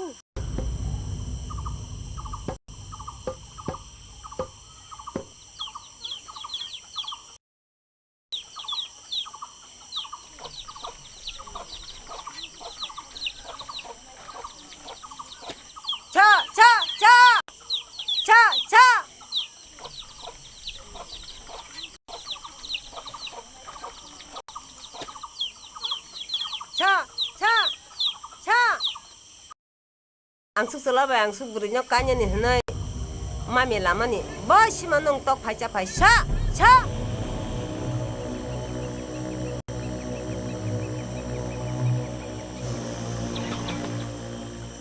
cha cha cha ang suk sala ba ang suk buri nyok kanya ni hanai butuk sangna ni mami lama ni ba si manong tok phai cha phai cha cha Tamo bo butai kok na no bo. putia de saya manai আহে বুক নলে কি বুক নবে কি সাধারণ সম্মানিত সভাপতি পরিমল সাহা মহোদয় রয়েছেন ইলেকট্রনিক্স মিডিয়া সোসাইটির সাধারণ সম্পাদক আমার বন্ধু সৌরজিৎ পাল মহোদয় এবং দূর দূরান্ত থেকে আসা সারা রাজ্য থেকে আসা ইলেকট্রনিক্স মিডিয়ার সাথে যুক্ত আমার ভাই ও বোনেরা, আপনারা জানেন যে ইলেকট্রনিক্স মিডিয়া কোথায় ছিল আর কোথায় এসেছে। অতীত দিনে ইলেকট্রনিক্স মিডিয়া বলতে ছিল হাতে গোনা ছিল, এক দুটা ছিল। এত বঞ্চনা ইলেকট্রনিক্স মিডিয়াকে এই রাজ্যে প্রবেশই করতে দেওয়া হতো না। ধীরে ধীরে পরিবর্তনের পর বিপ্লব দেব যখন রাজ্যের হাল ধরলেন, তখন এই রাজ্যের ইলেকট্রনিক্স মিডিয়ার সোনালী যুগ এসছে। এখন ইলেকট্রনিক্স মিডিয়া প্রায় 30টার উপর আছে। ধীরে ধীরে এখন মহিরূপ আকার ধারণ করেছে।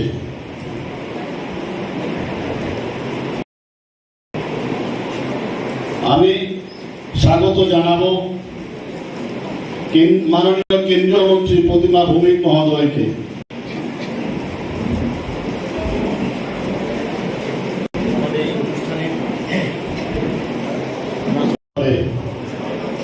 একটা সময় আমাদের কারোর পরিচয় ছিল না, আমরা বলতে পারতাম না যে আমরা বৈদ্যুতিন মাধ্যমের একজন কর্মী, সাংবাদিক। আমাদের বিভিন্ন অনুষ্ঠানে ঢুকতে দেওয়া হতো না। তখন উনি যখন বিষয়টা জানলেন, তখন এর রাজ্যের বৈদ্যুতিন প্রচার মাধ্যমের জন্য ইলেকট্রিশিয়ান কার্ড চালু করে দিলেন। এখন সারা রাজ্যে বৈদ্যুতিন প্রচার মাধ্যমের সাংবাদিকদের কাছে ইলেকট্রিশিয়ান কার্ড চালু রয়েছে, সবার হাতে রয়েছে। যখন আমরা বৈদ্যুতিন প্রচার মাধ্যমের লোকরা, সাংবাদিকরা যখন বারবার আক্রান্ত হচ্ছিলেন, তখন এটার একটা সমাধানের জন্য সরকার স্বীকৃত প্রেস জ্যাকেট চালু করা হলো এই রাজ্যে। প্রথমবার এই রাজ্যে সরকার স্বীকৃত প্রেস জ্যাকেট চালু করা হলো। অধিকাংশ সাংবাদিক ভাই বোনেরা এই জ্যাকেট পেয়েছেন। এরপরে ঘুরে দাঁড়িয়েছে বৈদ্যুতিন প্রচার মাধ্যম। নতুন বিজ্ঞাপন নীতি এসছে, নতুন বিজ্ঞাপন নীতিতে ক্যাটাগরি করা হয়েছে।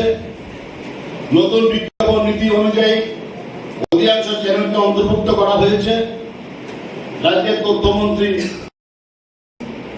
কিছুক্ষণ আগে বলছিলেন, যারা এখনো ক্যাটাগরি পাননি তারা আপনারা আবেদন করুন, আপনারা কাগজপত্র ঠিক থাকলে সবাই আপনারা পাবেন। এত উদারীকরণ, এত সরলীকরণ আমরা অতীতে কোন সরকারের কাছ থেকে পাইনি। আপনারা জানেন এ রাজ্যে দুইজন সাংবাদিককে হত্যা করা হয়েছিল। বিজেপি সরকার ক্ষমতায় আসার পর সিবিআই তদন্তের দায়িত্ব দেওয়া হয়েছে। একজন সাংবাদিক আমাদের কিডনি ক্ষতিগ্রস্ত হয়ে কিডনি ড্যামেজ হয়ে যখন অসুস্থ হয়ে পড়েছিলেন, তখন মাননীয় বিপ্লব দেব মহোদয় 2 লক্ষ টাকা দিয়ে ওনাকে সাহায্য করেছিলেন। আমার মনে আছে একজন সাংবাদিক, উনি মারা গেছেন, নাম বলতে চাই না, সিনিয়র সাংবাদিক, আইএলএস এ ভর্তি হয়েছিলেন। ওনার মরদেহ নেওয়ার জন্য টাকা ছিল না।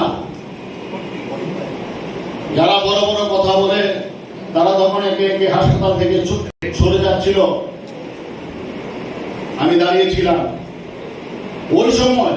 তখন বিপ্লব দেব মুখ্যমন্ত্রী হননি, তখন উনি 50,000 টাকা দিয়ে আইএলএস কে পেমেন্ট করেছিলেন। করোনাতে আক্রান্ত হয়ে মারা গিয়েছিলেন একজন সাংবাদিক, যে সাংবাদিক তৎকালীন সময়ে এক বিশেষ রাজনৈতিক দলের হয়েও কাজ করছিলেন। যখন করোনা আক্রান্ত হয়ে মারা যান তখন তারা কেউ আর ফিরেও তাকাননি। আইএলএস এ ভর্তি হয়েছিলেন। আইএলএস এ প্রচুর টাকা উঠেছিল, পুরো টাকা তৎকালীন সময়ে রাজ্যের তৎকালীন মুখ্যমন্ত্রী মাননীয় বিপ্লব দেব দিয়েছিলেন। আইএলএস হাসপাতাল পেমেন্ট করেছিলেন। এরকম অনেক উদাহরণ রয়েছে আমাদের হাতে।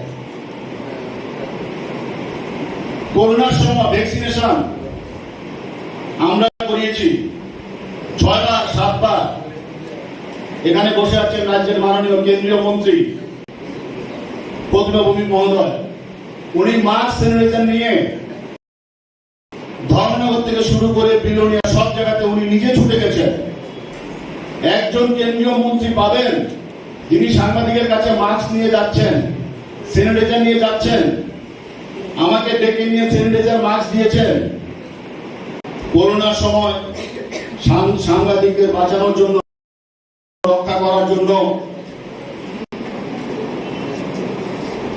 বিজেপি সরকারের কেন্দ্রীয় মন্ত্রী যিনি আছেন সবাই ঝাঁপিয়ে পড়েছিলেন। আমরা সেই দিনটা ভুললে চলবে না বন্ধুরা। অতীত থেকে শিক্ষা নিতে হবে, অতীতকে মনে রাখতে হবে কে প্রকৃত বন্ধু। এখন অনেকে অনেক কথা বলেন, বন্ধু সাজার চেষ্টা করেন, অতীতকে ভুলিয়ে দেওয়ার চেষ্টা করেন, কিন্তু এটা মহা ভুল হবে অতীতকে ভুলে গেলে। এখন অনেকে বিপ্লবী সাজার চেষ্টা করে। এখন নাকি সাংবাদিক আক্রান্ত হয়েছে, কোথায় সাংবাদিক আক্রান্ত হয়েছে? হয়েছে কিছু, হয়নি যে একদম না, কিন্তু প্রত্যেকটা ঘটনার ক্ষেত্রে কিছুদিন আগে একজন সাংবাদিক যখন আক্রান্ত হয়েছিলেন, সাথে সাথে 3 থেকে 4 ঘন্টার মধ্যে একজন ওসিকে সাসপেন্ড করেছে। ওসিকে সাসপেন্ড করার নজির সাংবাদিক আক্রান্ত হওয়ার পর এদের যে আছে একটাও নেই। আমি দায়িত্ব নিয়ে বলতে পারি একটাও ইনস্টেন্স নেই। অতীতকে ভুলিয়ে দিয়ে অনেকে এখন সাধু সাজার চেষ্টা করছেন, বিপ্লবী সাজার চেষ্টা করছেন, কাউকে কাউকে হেয় প্রতিপন্ন করার চেষ্টা করছেন। যারা ভালো কাজ করলেন, যারা আমাদের রক্ষা করলেন, করোনার সময় আমরা যখন বিপন্ন অসহায়, সাংবাদিকরা বাদ দিয়ে মরবে ঠিক নেই। তখন যারা ঝাঁপিয়ে পড়লেন, প্রত্যেকটা সাংবাদিকের পাশে যারা দাঁড়ালেন, সাংবাদিকের পরিবারের পাশে দাঁড়ালেন, তাদেরকে হেয় করার, খাটো করার চেষ্টা হচ্ছে বন্ধুগণ। শুধুমাত্র নিজেদের উদ্দেশ্য চরিতার্থ করার জন্য হেয় করার চেষ্টা হচ্ছে। সরকারের কাজকে সাংবাদিকদের জন্য যা যা করেছে, আমি দায়িত্ব নিয়ে বলছি, 1-2টা কাজ হয়তো বাকি রয়েছে, হেলথ ইন্স্যুরেন্স স্কিমও চালু হয়ে গেছে। শুধুমাত্র হাউজিং এর যে বিষয়টা রয়েছে, হাউজিং এর বিষয়টা বাকি রয়েছে। ম্যাক্সিমাম কাজ হয়ে গেছে। নতুন করে 286টা ইলেকট্রিশিয়ান কার্ড দেওয়া হবে, রাজ্যের তথ্যমন্ত্রী কিছুক্ষণ আগে বলে গেলেন। সারা দেশে নেট সার্চ করে দেখবেন, গুগলে গিয়ে দেখবেন, কোথাও এরকম কাজ সাংবাদিকদের জন্য হয়েছে কি? পেনশন কত ছিল? পেনশন ছিল 1000 টাকা। পেনশন 10,000 টাকা কে করলেন? বিপ্লব দেব সরকার করলেন, বিজেপি সরকার করলেন।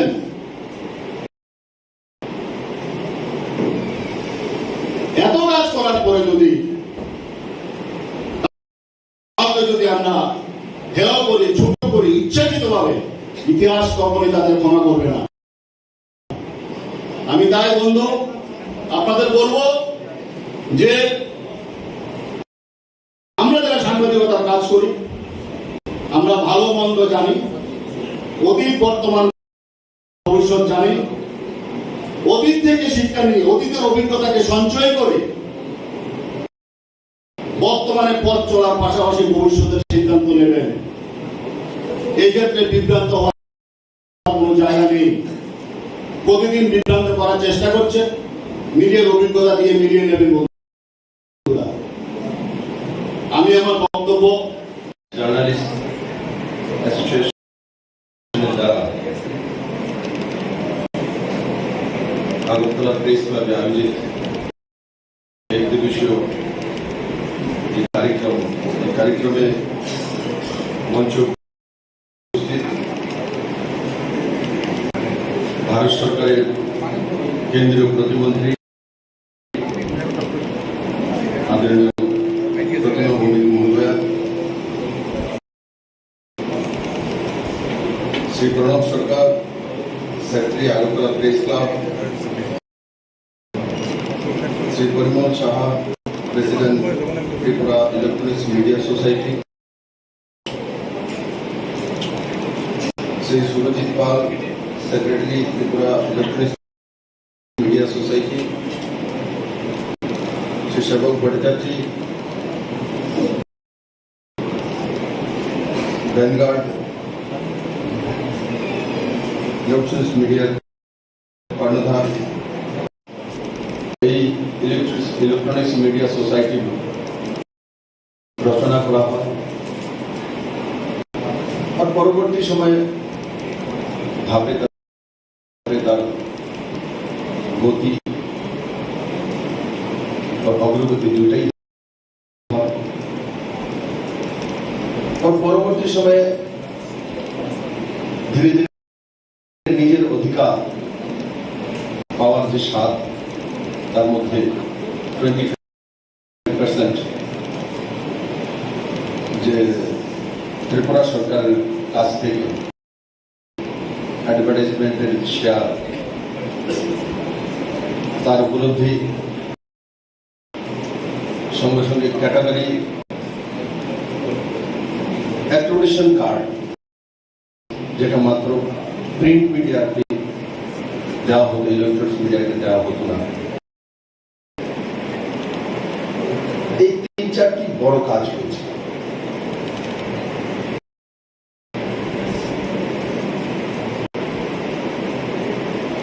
বন্ধুরা,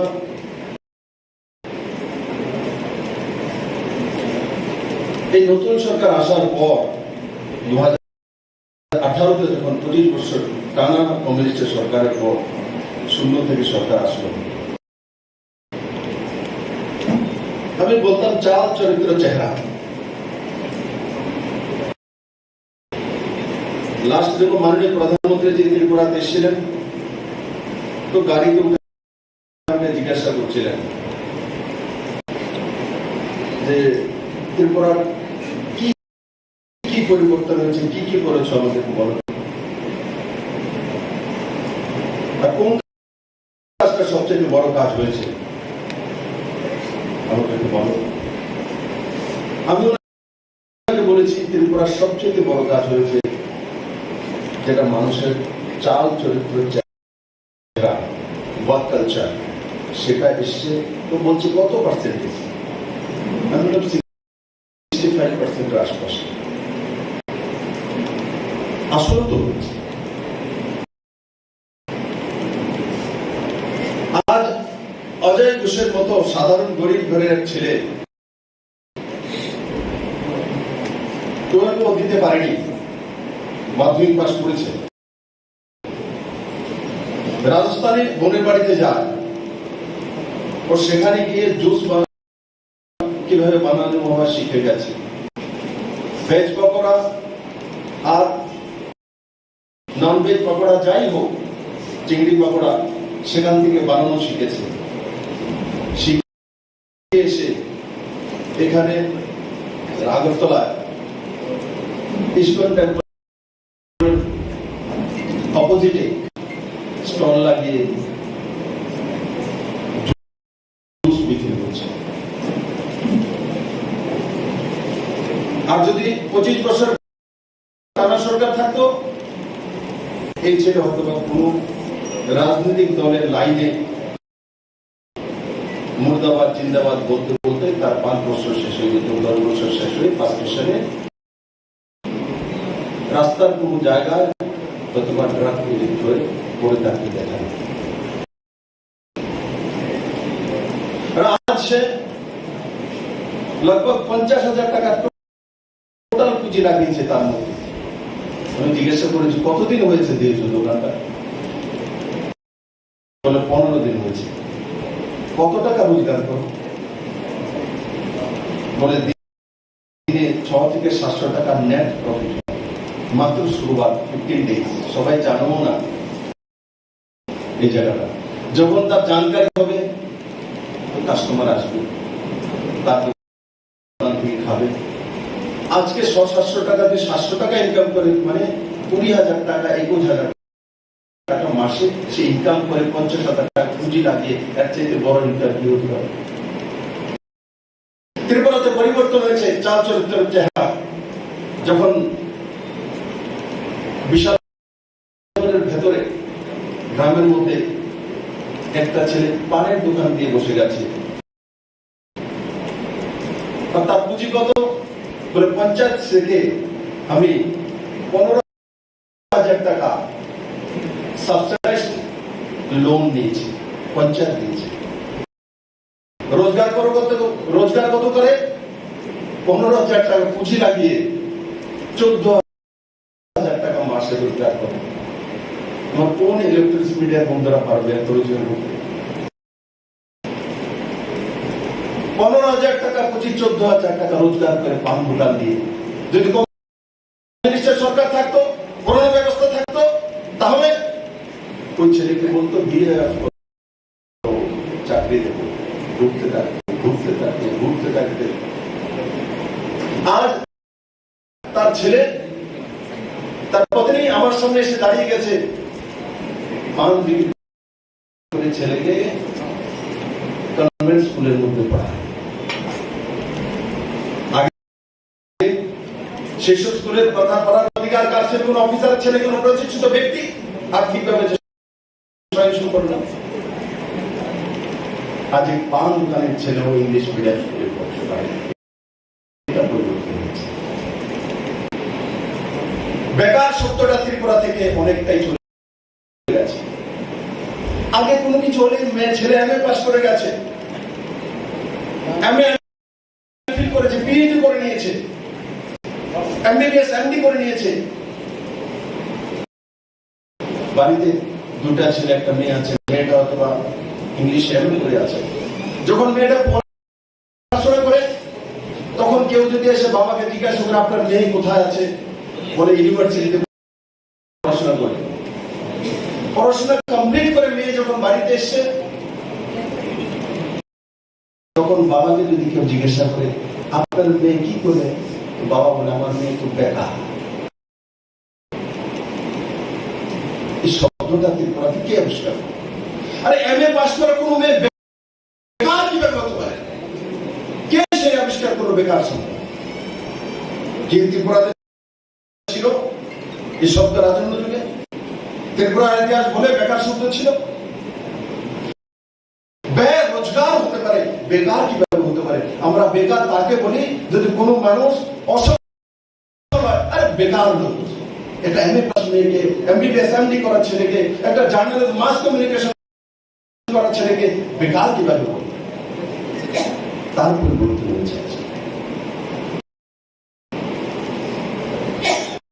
জাতির পতাকা তোলা আজ 100% এই সভাগারে যারা আছে সবাই তার বাড়িতে জাতীয় পতাকা উঠিয়েছে।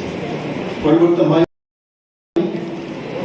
চাল চরিত্র চেহারার পরিবর্তন হয়নি, নিশ্চিত হয়েছে এই সভাগারে তো হয়ে গেছে। আগে অধিকার ছিল না জাতীয় পতাকা উঠানোর সবার, এবার তার সরলীকরণ করে মাননীয় প্রধানমন্ত্রী 13 তারিখ থেকে জাতীয় পতাকা বাড়িতে তুলতে পারবে। বিপ্লব দেব যখন 18 গ্রামতে ঘুরে, রিয়াং এলাকাতে ঘুরে, তখন গিয়ে দেখে সাইকেলের মধ্যে জাতীয় পতাকা লেগিয়ে কোন জনজাতি গরিব ছেলে তার দৃশ্য ত্রিপুরাতে বাড়ানো দেখেছে।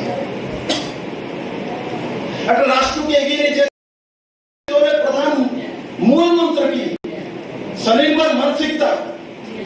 আত্মনির্ভর মানসিকতা কোথা থেকে আসে? আত্মনির্ভর মানসিকতা, স্বনির্ভর মানসিকতা, পরনির্ভরশীল মানসিকতা থেকে বেরিয়ে যাওয়া কে তৈরি করবে? কে তৈরি করবে বলুন তো দেখি? Electronics media, print media, leader, তারা একটা মাধ্যম মাত্র। তৈরি কে করবে? স্বনির্ভর মানসিকতা কে তৈরি করবে? কোন পরিবেশে তৈরি হবে? রাষ্ট্রভক্ত নাগরিক, দেশপ্রেমিক নাগরিক ही স্বনির্ভর মানসিকতা সম্পন্ন দেশ দিতে পারে, আত্মনির্ভর ভারত দিতে পারে, আত্মনির্ভর পরিবার দিতে পারে। তার আগে কেউ পারে না। ইতিহাস তুলে দেখুন, ভবিষ্যৎ তুলে দেখুন, অতীত দেখুন, বর্তমান দেখুন, দুনিয়াতে দেশপ্রেমিক নাগরিক যেই যেই কান্ট্রিতে আছে সেই সেই কান্ট্রিগুলি দুনিয়ার সবচেয়ে শক্তিধর দেশ। জাপান হোক, south Korea, north Korea, Russia, England হোক আর আমেরিকা হোক, আর সর্বোপরি ইসরায়েল। দুনিয়ার কোন প্রান্তে আছে? এখন যদি কোনো জার্নালিস্টকে বলি আর বের করো না ইসরায়েলের ম্যাপটা কোথায় আছে, খুঁজে পাওয়া যাবে না ইসরায়েল কোথায় আছে। কিন্তু কেন দুনিয়ার মধ্যে সবচেয়ে শক্তিধর দেশ? রাষ্ট্রপ্রেমিক নাগরিক সেই রাজ্য, সেই দেশের মধ্যে রয়েছে। ইসরায়েল মরুভূমি, যখন ইসরায়েলকে বিধ্বংস করে শেষ করে দেওয়া হয়েছিল, ইহুদিরা দেশ ত্যাগ করে পালিয়ে গিয়েছিল, ভারতবর্ষ চলে এসেছিল।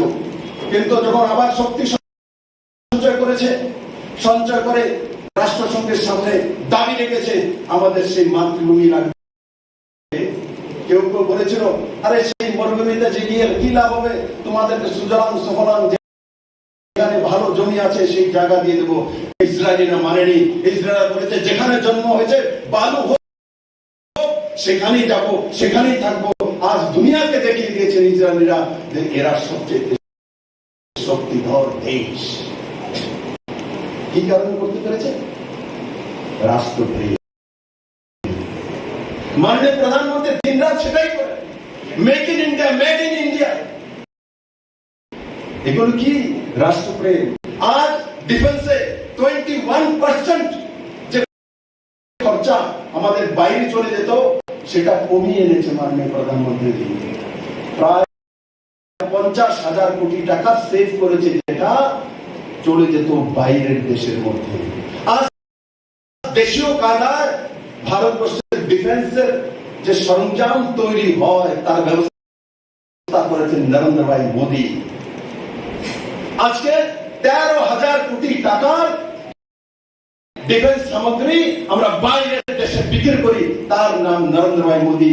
শুধু তেরঙ্গা ওঠাননি, উনি তেরঙ্গার সঙ্গে সঙ্গে made in India, make in India সেই জায়গাতে কাজ করেছেন, কাজ করে প্রমাণিত করেছেন। কাজ করা সবাই কাজ করে প্রমাণিত করা কিছু লোক পারে, বন্ধুরা, কিছু লোক পারে। তার জন্য আমি জার্নালিস্ট অ্যাসোসিয়েশনের যে ইলেকট্রনিক্স মিডিয়া বন্ধুরা এখানে বিভিন্ন প্রান্ত থেকে এসছেন, আমি দেখি প্রণব বাবা হাততালি দেওয়ার জন্য বলতে দুজন বসে আছে, হাততালি দেওয়া কিছু দেয় না, কিছু হবে না। হাততালি বিপ্লবদের দুনিয়াতে বহু দেখেছে, হাততালি দিয়ে কি হয় না হয় আলাদা বিষয়, কিন্তু হতে হয়, পরিবর্তন অনুভব করতে হয়। বুকে হাত দিয়ে দেখি কে পরিবর্তন করেনি সরকার? নরেন্দ্র ভাই মোদী ভারতের চেহারা পরিবর্তন করেনি। দুনিয়াতে যখন কোন ইসরায়েলে বা কোন জার্মানিতে গিয়ে আমরা নামি, তা আমরা বলি আমরা ভারতবাসী। আগে যখন যে কোনো জায়গায় অ্যামস্টারডামে এয়ারপোর্টে নামতাম, কোথা থেকে এসে ভারত থেকে ব্ল্যাক ইন্ডিয়ান। আজ বলে 56 ইঞ্চ মোদীর দেশ থেকে এসছো, মোদী সেটা করে দেখিয়েছে। মোদী সে ত্রিপুরা রাজ্যের পুরনো সরকার থাকাকালীন সমস্ত সময় লাঞ্ছনা বঞ্চনা, কেন্দ্র কিচ্ছু নাই, গেছে গা, এই শব্দগুলি আয়াত করা হয়েছিল চীন, যে রাশিয়া, সোভিয়েত ইউনিয়ন থেকে, কমিউনিস্ট কান্ট্রি থেকে আয়াত করা হয়েছিল। কিন্তু মোদী এসে এই রাজ্যের মধ্যে বলে 2019 লোকসভার ইলেকশনে উদ্যোগ করে গার্লস স্কুল ময়দানে বলে, হ্যাঁ ভারতবাসী আসো, এসে ত্রিপুরার মানুষের কাছ থেকে শেখো, এরা দূরদর্শী, এরা মেহনতি, এরা নির্ণয় নিতে জানে, আসো ভারতবাসী এসে শেখো ত্রিপুরার মানুষের কাছ থেকে। সেই উপহার নরেন্দ্র ভাই মোদী দিয়েছে স্বাভিমান ত্রিপুরার মানুষকে। না হলে আগে কলকাতার এয়ারপোর্টে ত্রিপুরার মানুষ যদি নামতো, তো কলকাতা থেকে ত্রিপুরা, আগরতলা থেকে বাংলাদেশ থেকে, আজ কলকাতা এয়ারপোর্ট ত্রিপুরা থেকে আগরতলা থেকে নামে, তখন বলে যে দেখো ত্রিপুরা থেকে লোক এসছে, সেই জায়গায় চলে গেছে। এখন আর ত্রিপুরার মানুষকে বাঙ্গাল বলে কেউ গালি দিতে পারে না ওয়েস্টবেঙ্গলে। এখন যখন ত্রিপুরা মানুষ যে ওয়েস্টবেঙ্গল এয়ারপোর্টে নামে, বলে দেখো আমরাও পরিবর্তন করেছিলাম 32-33 বছরের কমিউনিস্ট সরকারকে। ত্রিপুরার মানুষও পরিবর্তন করেছে, ত্রিপুরার মানুষ মোদীর হাতে তুলে দিয়েছে। তার জন্য পার ক্যাপিটা ইনকাম 2017-তে 1,04,44 টাকা ছিল, সেটা বেড়ে করোনার মতো 1,31,000 টাকা হয়ে গেছে। অথচ বাংলাদেশেও কমিউনিস্টকে পরিবর্তন করে সেই চাচি আর ভাতিজাকে বসিয়েছে। তার পরিণাম টানা 3 বারের সরকার। বাংলাতে পার ক্যাপিটা ইনকাম কত? এখনো 1 লাখ টাকার কাছাকাছি। তার কারণ কিন্তু বাংলাতে চাল চেহারার পরিবর্তন হয়নি। কমিউনিস্ট যেটা করেছিল তার সঙ্গে সিন্ডিকেট বাজি আর মাফিয়া বাজি অ্যাড করেছে দিদি। আর এখানে যেটা ক্যাডার রাজ আর মাফিয়া রাজ ছিল, তার থেকে অনেকাংশে মুক্তি পেয়ে মানুষ কর্মসমতার দিকে চলে গেছে, কাজ করার মানসিকতা তৈরি হয়েছে। তার জন্য পানির দোকানের কথা বললাম, তার জন্য জুসের দোকানের কথা বললাম, সেই দিশাতে তৈরি হয়েছে। আর আগরতলা এয়ারপোর্টে নামার পর আমার গর্ব হয় যে আসামের মুখ্যমন্ত্রী হেমন্ত বিশ্ব শর্মা এখানে এই ত্রিপুরা শিব মন্দির পূর্ণভূমির মাটিতে দাঁড়িয়ে বলে, গুয়াহাটির কাছে এত সুন্দর এয়ারপোর্ট নেই। তখন বিপ্লব দেবের হৃদয় ভরে যায়, মন ভরে যায় যে আমাদের কাছে মানসিকতার ত্রিপুরা তৈরি হতে চলছে। অনেক সময় আমরা বুঝতে পারি না, পরিবর্তন যখন হয়ে যায়, মা তার শিশুর যখন পরিবর্তন হয়, ধীরে ধীরে বাড়ে, মা বাবা অনুভব করতে পারে না। কিন্তু দূর থেকে কেউ যদি 4 বছর পরে আপনার বাড়িতে এসে এসে বলবে আচ্ছা মেয়েটাকে তো এতটা কেন কত বড় হয়ে গেছে। তার জন্য আমরা যারা ত্রিপুরাবাসী আমরা অনেক সময় সেটা অনুভব করতে পারি না। অনুভব করার জন্য আত্মচিন্তন করা দরকার, দিনে একবার আত্মচিন্তন করা দরকার যে 2018 আগে কোথায় ছিলাম, এখন কোথায় আছি। তখন দেখবেন আপনি আপনার সামনে পরিবর্তন চলে আসবে। শুধু ইলেকট্রনিক্স মিডিয়াতে পরিবর্তন এসছে তেমন না, ত্রিপুরার মাটিতেও পরিবর্তন এসছে। আজ 7-7টি এক্সপ্রেস ট্রেন রাজধানী থেকে সবকিছু ত্রিপুরাতে দৌড়ায়। আজ ডাইরেক্ট ফ্লাইট ত্রিপুরাতে এসে নেমে যায়। আগে 1.5 দিন দিল্লিতে পৌঁছতে, আজ 2 ঘন্টা 25 মিনিটে আমরা দিল্লি পৌঁছে যাই। সেই দিশাতে সরকার কাজ করেছে। আমি বলি না সবকিছু হয়ে গেছে, কিন্তু হয়েছে। কিন্তু মাঝে মাঝে দেখি যখন বিভিন্ন জায়গাতে পেইড নিউজ হয়, আমি বারবার বলতাম যে পেইড নিউজ থেকে বেরিয়ে জিরো জার্নালিজম থেকে বেরিয়ে আসা। কারণ কি চাল চরিত্র ছাড়া শুধু বিপ্লব দেবের যে ছবি চলবে এমন নয়, প্রত্যেক ব্যক্তির হতে হবে, প্রত্যেক সেক্টরে হতে হবে, তবেই গিয়ে ত্রিপুরা এক নতুন দিশা চলবে। আমি আশা করি আমার ইলেকট্রনিক্স মিডিয়ার বন্ধুরা যারা দূর দূর থেকে এসছেন, আর এবার আমি প্রণববাবুকে বলবো আমার জন্য না, মেয়রের জন্য একটা হাততালি দেন দেখি কতজন দেয়। এখন সবাই দেয়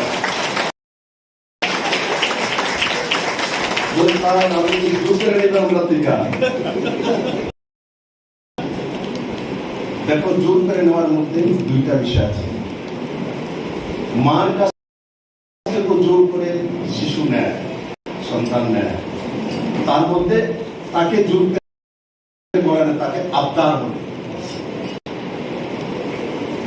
বিপ্লবদের আবদার করে, জোর করে নিতে শিখে না, ও জানেও না। আমি আবদার করি আপনাদের কাছে, আমি আপনাদেরকে বহু কিছু করে দিয়েছি। প্রণববাবু যেটা বলেছেন এটা কাজের সময় সবকিছু হয়ে যায়, হয়ে গেছে। এটা প্রবাহমান নদী, মোদী ডেভেলপমেন্ট, যখন অন্য রোড হবে, এয়ারপোর্ট হবে, তো জার্নালিজম হবে না। এখানে যেখানে দাঁড়িয়ে আছি 25-30 বছর, 40-50 বছর হতে হবে আপনাদেরকে বিনা শীতল হওয়ার মধ্যে এখানে বসে কনফারেন্স করতে হতো। আজকে শীতল হওয়ার মধ্যে কনফারেন্স হচ্ছে, সেটাও প্রণববাবুর কল্যাণে এবং এখানে যারা বসে আছেন তাদের কল্যাণ হয়েছে। আমার কল্যাণে অ্যাপ্লিকেশনটা ওনারাই লাগিয়েছিলেন, আমার কাছে ওনারাই দিয়েছিলেন, ওনারাই পরিশ্রম করেছেন, ওনাদের কারণে হয়েছে। আমি তো মাত্র সামনে একজন ব্যক্তি ছিলাম। তার জন্য ব্যক্তি বড় না, তার কাজ বড় হয়, তার ব্যবস্থা বড় হয়। সেই হিসাবে সবাই মিলে কাজ করবেন। আর সবাই ভালো থাকুন, সুস্থ থাকুন। আর হয়তো বা খিদে লেগেছে, এখন খাওয়ার পর আমিও খাবো। এবার হাততালিটা সবাই যদি না দেয়,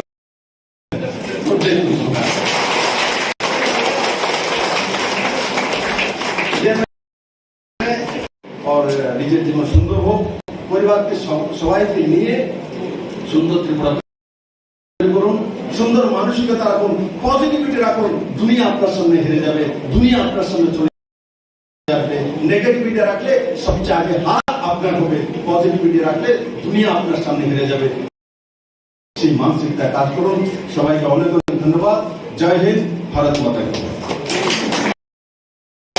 সম্মানিত সভাপতি পরিমল সাহা মহোদয় রয়েছেন, ইলেকট্রনিক্স মিডিয়া সোসাইটির সাধারণ সম্পাদক আমার বন্ধুবর সহজিৎ পাল মহোদয়, এবং দূর দূরান্ত থেকে আসা, সারা রাজ্য থেকে আসা ইলেকট্রনিক্স মিডিয়ার সাথে যুক্ত আমার ভাই ও বোনেরা। আপনারা জানেন যে ইলেকট্রনিক্স মিডিয়া কোথায় ছিল আর কোথায় এসেছে। অতীত দিনে ইলেকট্রনিক্স মিডিয়া বলতে ছিল হাতে গোনা ছিল, 1-2টা ছিল।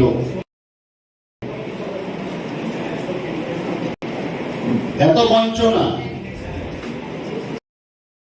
ইলেকট্রনিক্স মিডিয়াকে এই রাজ্যে প্রবেশই করতে দেওয়া হতো না। ধীরে ধীরে পরিবর্তনের পর বিপ্লব দেব যখন রাজ্যের হাল ধরলেন, তখন এই রাজ্যের ইলেকট্রনিক্স মিডিয়া সোনালী যুগ এসছে। এখন ইলেকট্রনিক্স মিডিয়া প্রায় 30টার উপর আছে। ধীরে ধীরে এখন মহিরূহ আকার ধারণ করেছে।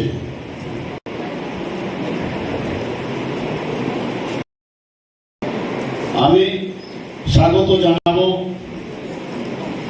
মাননীয় কেন্দ্রীয় মন্ত্রী প্রতিমা ভৌমিক মহোদয়কে।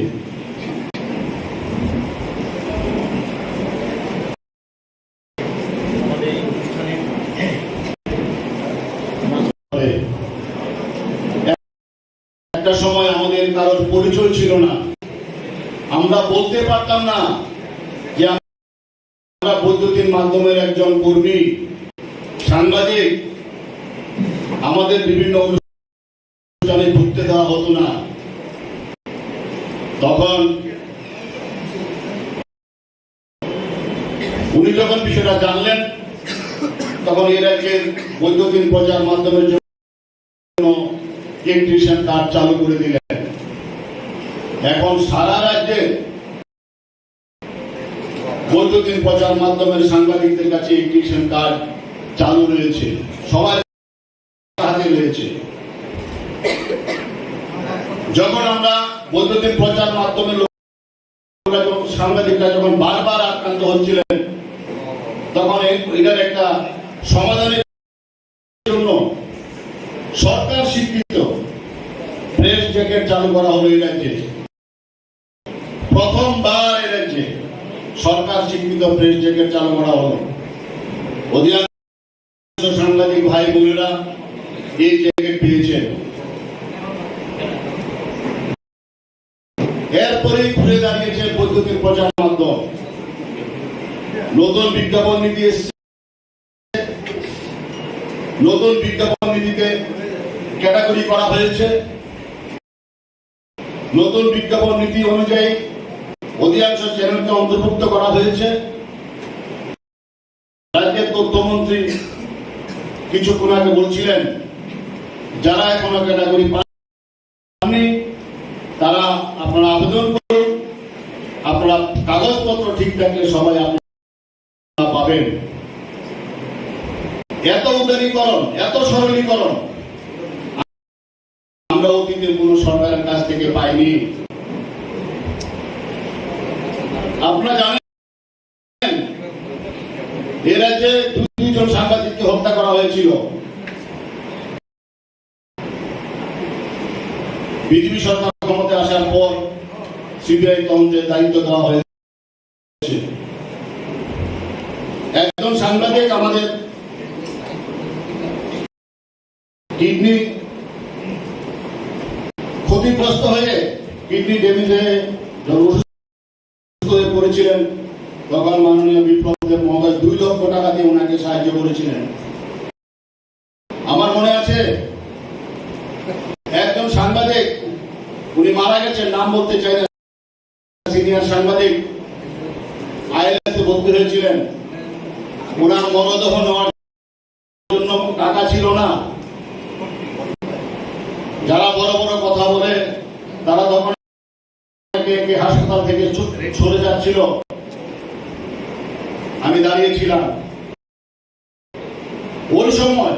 তখন বিপ্লব দেব মুখ্যমন্ত্রী হননি, তখন উনি 50,000 টাকা দিয়ে আইএলএস কে পেমেন্ট করেছিলেন।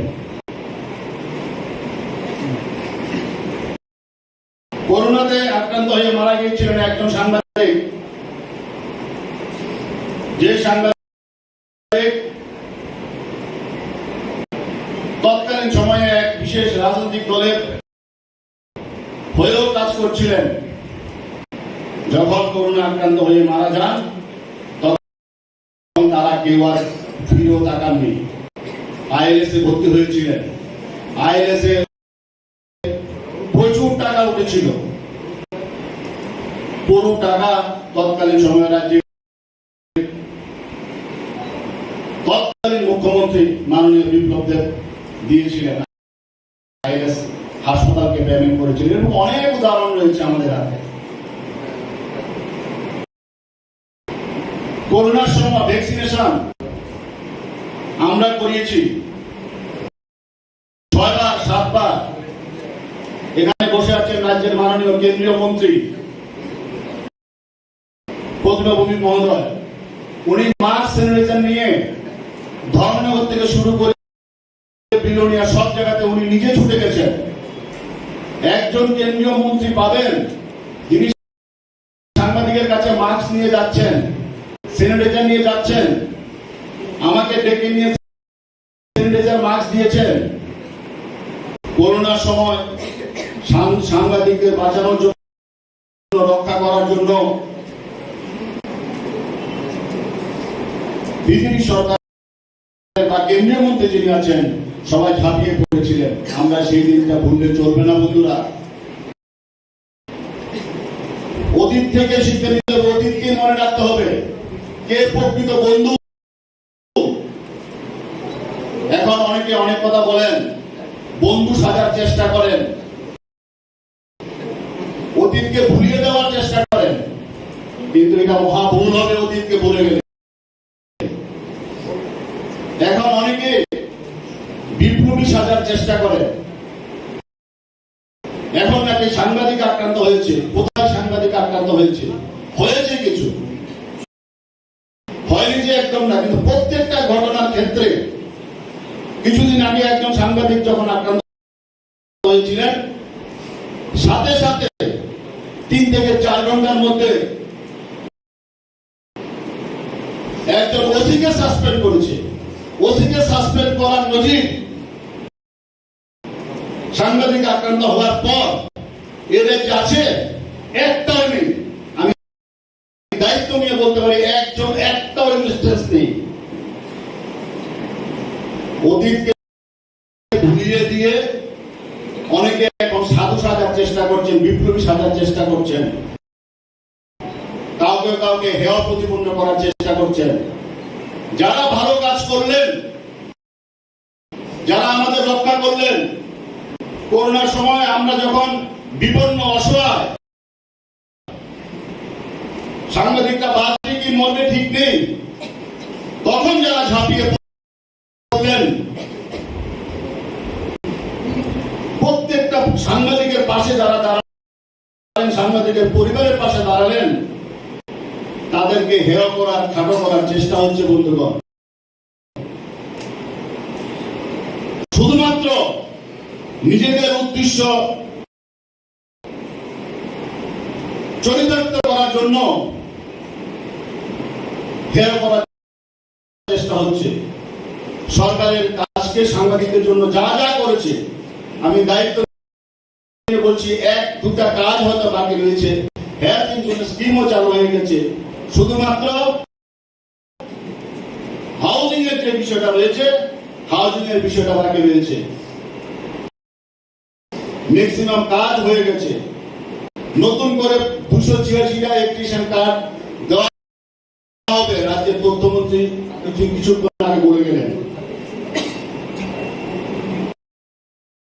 সারা দেশে নেট সার্চ করে দেখবেন, গুগলে গিয়ে দেখবেন কোথাও এরকম কাজ সাংবাদিকদের জন্য হয়েছে কি।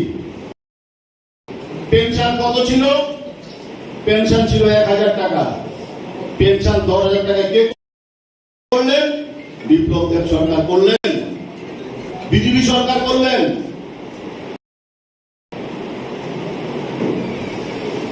এত কাজ করার পরে যদি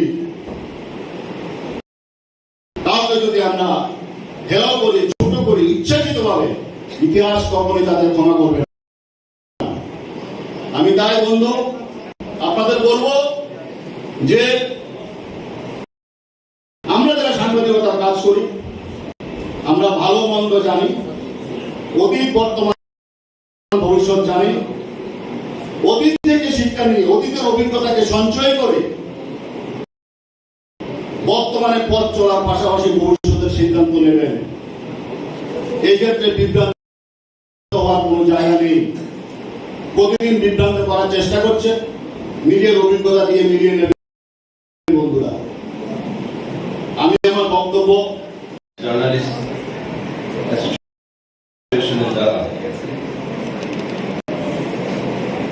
আগরতলা প্রেস ক্লাবে আয়োজিত এক দিবসীয় এই কার্যক্রমে মঞ্চ উপস্থিত ভারত সরকারের কেন্দ্রীয় প্রতিমন্ত্রী আদরণীয় প্রতিমা ভৌমিক মহোদয়া, Shri Pranab Sarkar, secretary Agartala press club, Shri Parimal Saha, president Tripura electronics media society, Shri Surajit Pal, secretary Tripura electronics media society, Shri Sebak Bhattacharya, vanguard electronics মিডিয়ার কর্ণধার, এই ইলেকট্রনিক্স মিডিয়া সোসাইটি রচনা করা হয়। আর পরবর্তী সময়ে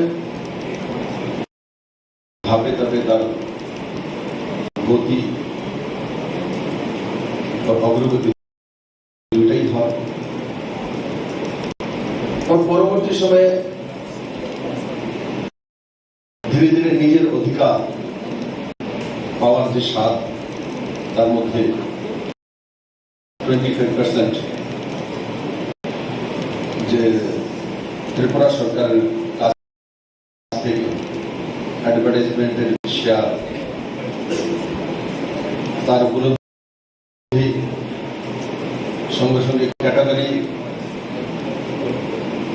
অ্যাক্টিভিশন কার্ড, যেটা মাত্র প্রিন্ট মিডিয়াকে দেওয়া হতো, ইলেকট্রনিক্স মিডিয়াকে দেওয়া হতো না।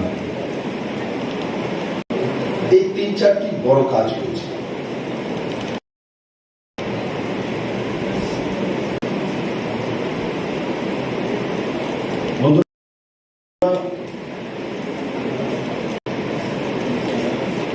এই নতুন সরকার আসার পর 2018-তে যখন 25 বছর টানা কমিউনিস্টের সরকারের পর শূন্য থেকে সরকার আসলো,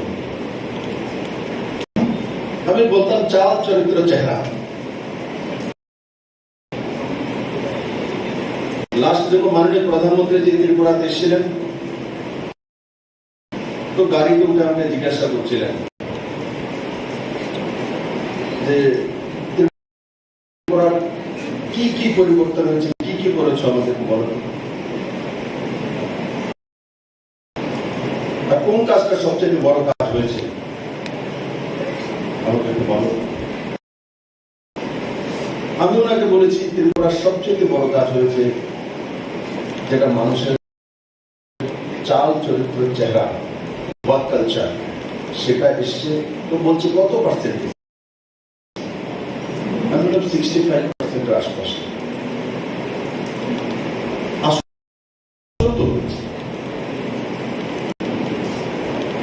আজ অজয় ঘোষের মতো সাধারণ গরিব ঘরের এক ছেলে, কেউ দিতে পারেনি,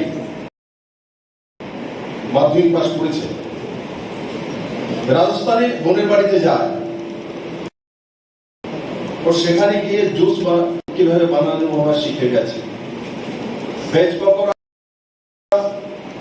আর নন ভেজ পকোড়া যাই হোক, চিংড়ি পকোড়া সেখান থেকে বানানো শিখেছে। শিখে এসে এখানে আগরতলায় ইস্কন টেম্পলের অপোজিটে স্টল লাগিয়ে জুস বিক্রি করছে। আর যদি 25 বছর টানা সরকার থাকতো, এই ছেলে হয়তো কোনো রাজনৈতিক দলের লাইনে মুর্দাবাদ জিন্দাবাদ বলতে বলতে তার 5 বছর শেষ হয়ে যেত, 10 বছর শেষ হয়ে 5 বছরে রাস্তার কোনো জায়গায় অথবা ট্রাক এডিক্ট হয়ে পড়ে থাকতে দেখা। আজ সে लगभग 50,000 টাকা টোটাল পুঁজি লাগিয়েছে তার মধ্যে। আমি জিজ্ঞাসা করেছি কতদিন হয়েছে দিয়েছো দোকানটা? বলে 15 দিন হয়েছে। কত টাকা রোজগার করো? বলে দিনে 6 থেকে 700 টাকা নেট প্রফিট হয়। মাত্র শুরুয়াত 15 ডেজ। সবাই জানো না এই জায়গাটা। যখন তার জানকারি হবে কাস্টমার আসবে, তার দোকান থেকে খাবে। আজকে 600-700 টাকা দিয়ে 700 টাকা ইনকাম করে, মানে 20,000 টাকা 21,000 টাকা মাসে সে ইনকাম করে 50,000 টাকা পুঁজি লাগিয়ে এর চাইতে বড় ইনকাম কি হতে পারে? ত্রিপুরাতে পরিবর্তন হয়েছে চাল চরিত্রের চেহারা। যখন বিশালগড়ের ভেতরে গ্রামের মধ্যে একটা ছেলে পানের দোকান দিয়ে বসে গেছে, তার পুঁজি কত? বলে পঞ্চায়েত থেকে আমি 15,000 টাকা সাবসিডাইজড লোন নিয়েছি, পঞ্চায়েত দিয়েছে। রোজগার কত করে? 15,000 টাকা পুঁজি লাগিয়ে 14,000 টাকা মাসে রোজগার করে। আমার কোন ইলেকট্রিক মিডিয়া বন্ধুরা পারবে এত রোজগার করতে? 15,000 টাকা পুঁজি 14,000 টাকা রোজগার করে পান দোকান দিয়ে। যদি কমিউনিস্টের সরকার থাকতো, করোনা ব্যবস্থা থাকতো, তাহলে ওই ছেলেকে বলতো বিয়ে করো, চাকরি দেবো। ঘুরতে থাকতে আজ তার ছেলে, তার পত্নী আমার সামনে এসে দাঁড়িয়ে গেছে, পান বিক্রি করে ছেলেকে কনভেন্ট স্কুলের মধ্যে পড়ায়। আগে সেসব স্কুলের পড়ার অধিকার কার ছিল? কোন অফিসার ছেলে, কোন প্রতিষ্ঠিত ব্যক্তি আর্থিকভাবে যে স্বয়ংসম্পূর্ণ করলাম। আজ এই পান দোকানের ছেলেও ইংলিশ মিডিয়াম স্কুলে পড়তে পারে। এটা পরিবর্তন হয়েছে। বেকার শব্দটা ত্রিপুরা থেকে অনেকটাই চলে গেছে। আগে কোনো কিছু হলে মেয়ে ছেলে এমএ পাস করে গেছে, এমএ এমফিল করেছে, পিএইচডি করে নিয়েছে, এমবিবিএস এমডি করে নিয়েছে। বাড়িতে দুটা ছেলে একটা মেয়ে আছে, মেয়েটা অথবা ইংলিশে এমএ করে আছে। যখন মেয়েটা পড়াশোনা করে তখন কেউ যদি এসে বাবাকে জিজ্ঞাসা করে আপনার মেয়ে কোথায় আছে, বলে ইউনিভার্সিটিতে পড়াশোনা করে। পড়াশোনা কমপ্লিট করে মেয়ে যখন বাড়িতে এসছে তখন বাবাকে যদি কেউ জিজ্ঞাসা করে আপনার মেয়ে কি করে, বাবা বলে আমার মেয়ে তো বেকার। এই শব্দটা ত্রিপুরাতে কে আবিষ্কার? আরে এমএ পাস করা কোনো মেয়ে বেকার কিভাবে হতে পারে? কে সেই আবিষ্কার করলো বেকার শব্দ? কে ত্রিপুরাতে ছিল এই শব্দ? রাজন্য যুগে ত্রিপুরার ইতিহাস বলে বেকার শব্দ ছিল। বেরোজগার হতে পারে, বেকার কিভাবে হতে পারে? আমরা বেকার তাকে বলি যদি কোনো মানুষ অসফল হয়। আরে বেকার লোক, এটা এমএ পাস মেয়েকে, এমবিবিএস এমডি করা ছেলেকে, একটা জার্নালের মাস কমিউনিকেশন করা ছেলেকে বেকার কিভাবে বলে? তার পরিবর্তন হয়েছে। জাতির পতাকা খোলা আজ 100% এই সভাগারে যারা আছে সবাই তার বাড়িতে জাতীয় পতাকা উঠিয়েছে। পরিবর্তন হয়নি, চাল চরিত্র চেহারা পরিবর্তন হয়নি, নিশ্চিত হয়েছে এই সভাগারে তো হয়ে গেছে। আগে অধিকার ছিল না জাতীয় পতাকা উঠানোর সবার,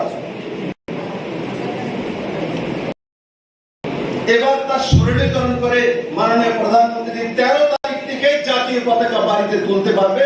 বিপ্লব দেব যখন 18 গ্রামতে ঘুরে, রিয়াং এলাকাতে ঘুরে, তখন গিয়ে দেখে সাইকেলের মধ্যে জাতীয় পতাকা লেগিয়ে কোন জনজাতি গরিব ছেলে ঘুরছে। তার দৃশ্য ত্রিপুরাতে আমি দেখেছি।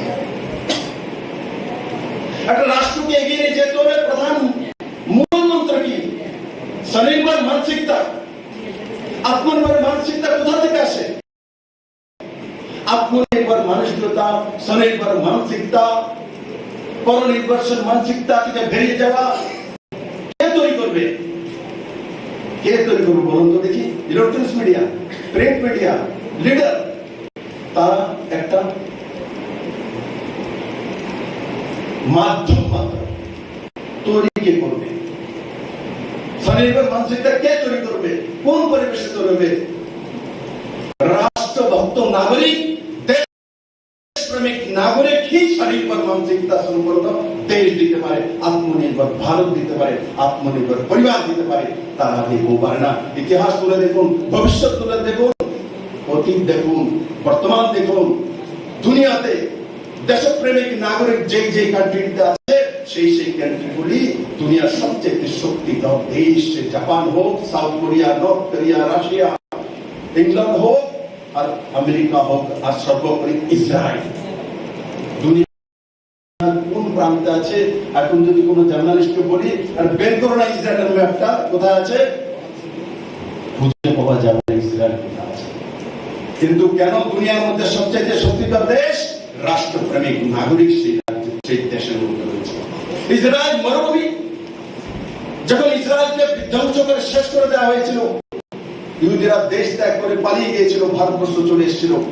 কিন্তু যখন আবার শক্তি সঞ্চয় করেছে সঞ্চয় করে রাষ্ট্রসংঘের সামনে দাবি রেখেছে আমাদের সেই মাতৃভূমি লাগবে কেউ কেউ বলেছিল আরে সেই মরুভূমিতে যে গিয়ে কি লাভ হবে তোমাদেরকে সুজলাম সুফলাম যেখানে ভালো জমি আছে সেই জায়গা দিয়ে দেবো ইসরায়েলিরা মানেনি ইসরায়েল বলেছে যেখানে জন্ম হয়েছে বালু হোক সেখানেই যাব সেখানেই থাকবো আজ দুনিয়াকে দেখিয়ে দিয়েছেন ইসরায়েলিরা যে এরা সবচেয়ে শক্তিধর দেশ কি কারণে করতে পেরেছে রাষ্ট্রপ্রেম মাননীয় প্রধানমন্ত্রী দিনরাত সেটাই করে make in India made in India এগুলো কি রাষ্ট্রপ্রেম আজ ডিফেন্সে 21% যে খরচা আমাদের বাইরে চলে যেত সেটা কমিয়ে এনেছে মাননীয় প্রধানমন্ত্রী প্রায় 50,000 কোটি টাকা সেভ করেছে যেটা চলে যেত বাইরের দেশের মধ্যে আজ দেশীয় কায়দায় ভারতবর্ষের ডিফেন্সের যে সরঞ্জাম তৈরি হয় তার ব্যবস্থা করেছেন নরেন্দ্র ভাই মোদী আজকে 13,000 কোটি টাকার ডিফেন্স সামগ্রী আমরা বাইরের দেশে বিক্রি করি তার নাম নরেন্দ্র ভাই মোদী শুধু তেরঙ্গা উঠাননি উনি তেরঙ্গার সঙ্গে সঙ্গে made in India make in India সেই জায়গাতে কাজ করেছেন কাজ করে প্রমাণিত করেছেন কাজ করা সবাই কাজ করে প্রমাণিত করা কিছু লোক পারে বন্ধুরা কিছু লোক পারে তার জন্য আমি জার্নালিস্ট অ্যাসোসিয়েশনের যে ইলেকট্রনিক্স মিডিয়া বন্ধুরা এখানে বিভিন্ন প্রান্ত থেকে এসেছেন আমি দেখি প্রণব বাবা হাততালি দেওয়ার জন্য বলতে দুজন বসে আছে হাততালি দাও কিছু দেয় কিছু দেয় না কিচ্ছু হবে না হাততালি বিপ্লবদের দুনিয়াতে বহু দেখেছে হাততালি দিয়ে কি হয় না হয় আলাদা বিষয় কিন্তু হৃদয় হতে হয় পরিবর্তন অনুভব করতে হয় বুকে হাত দিয়ে বলুন তো দেখি কে পরিবর্তন করেনি সরকার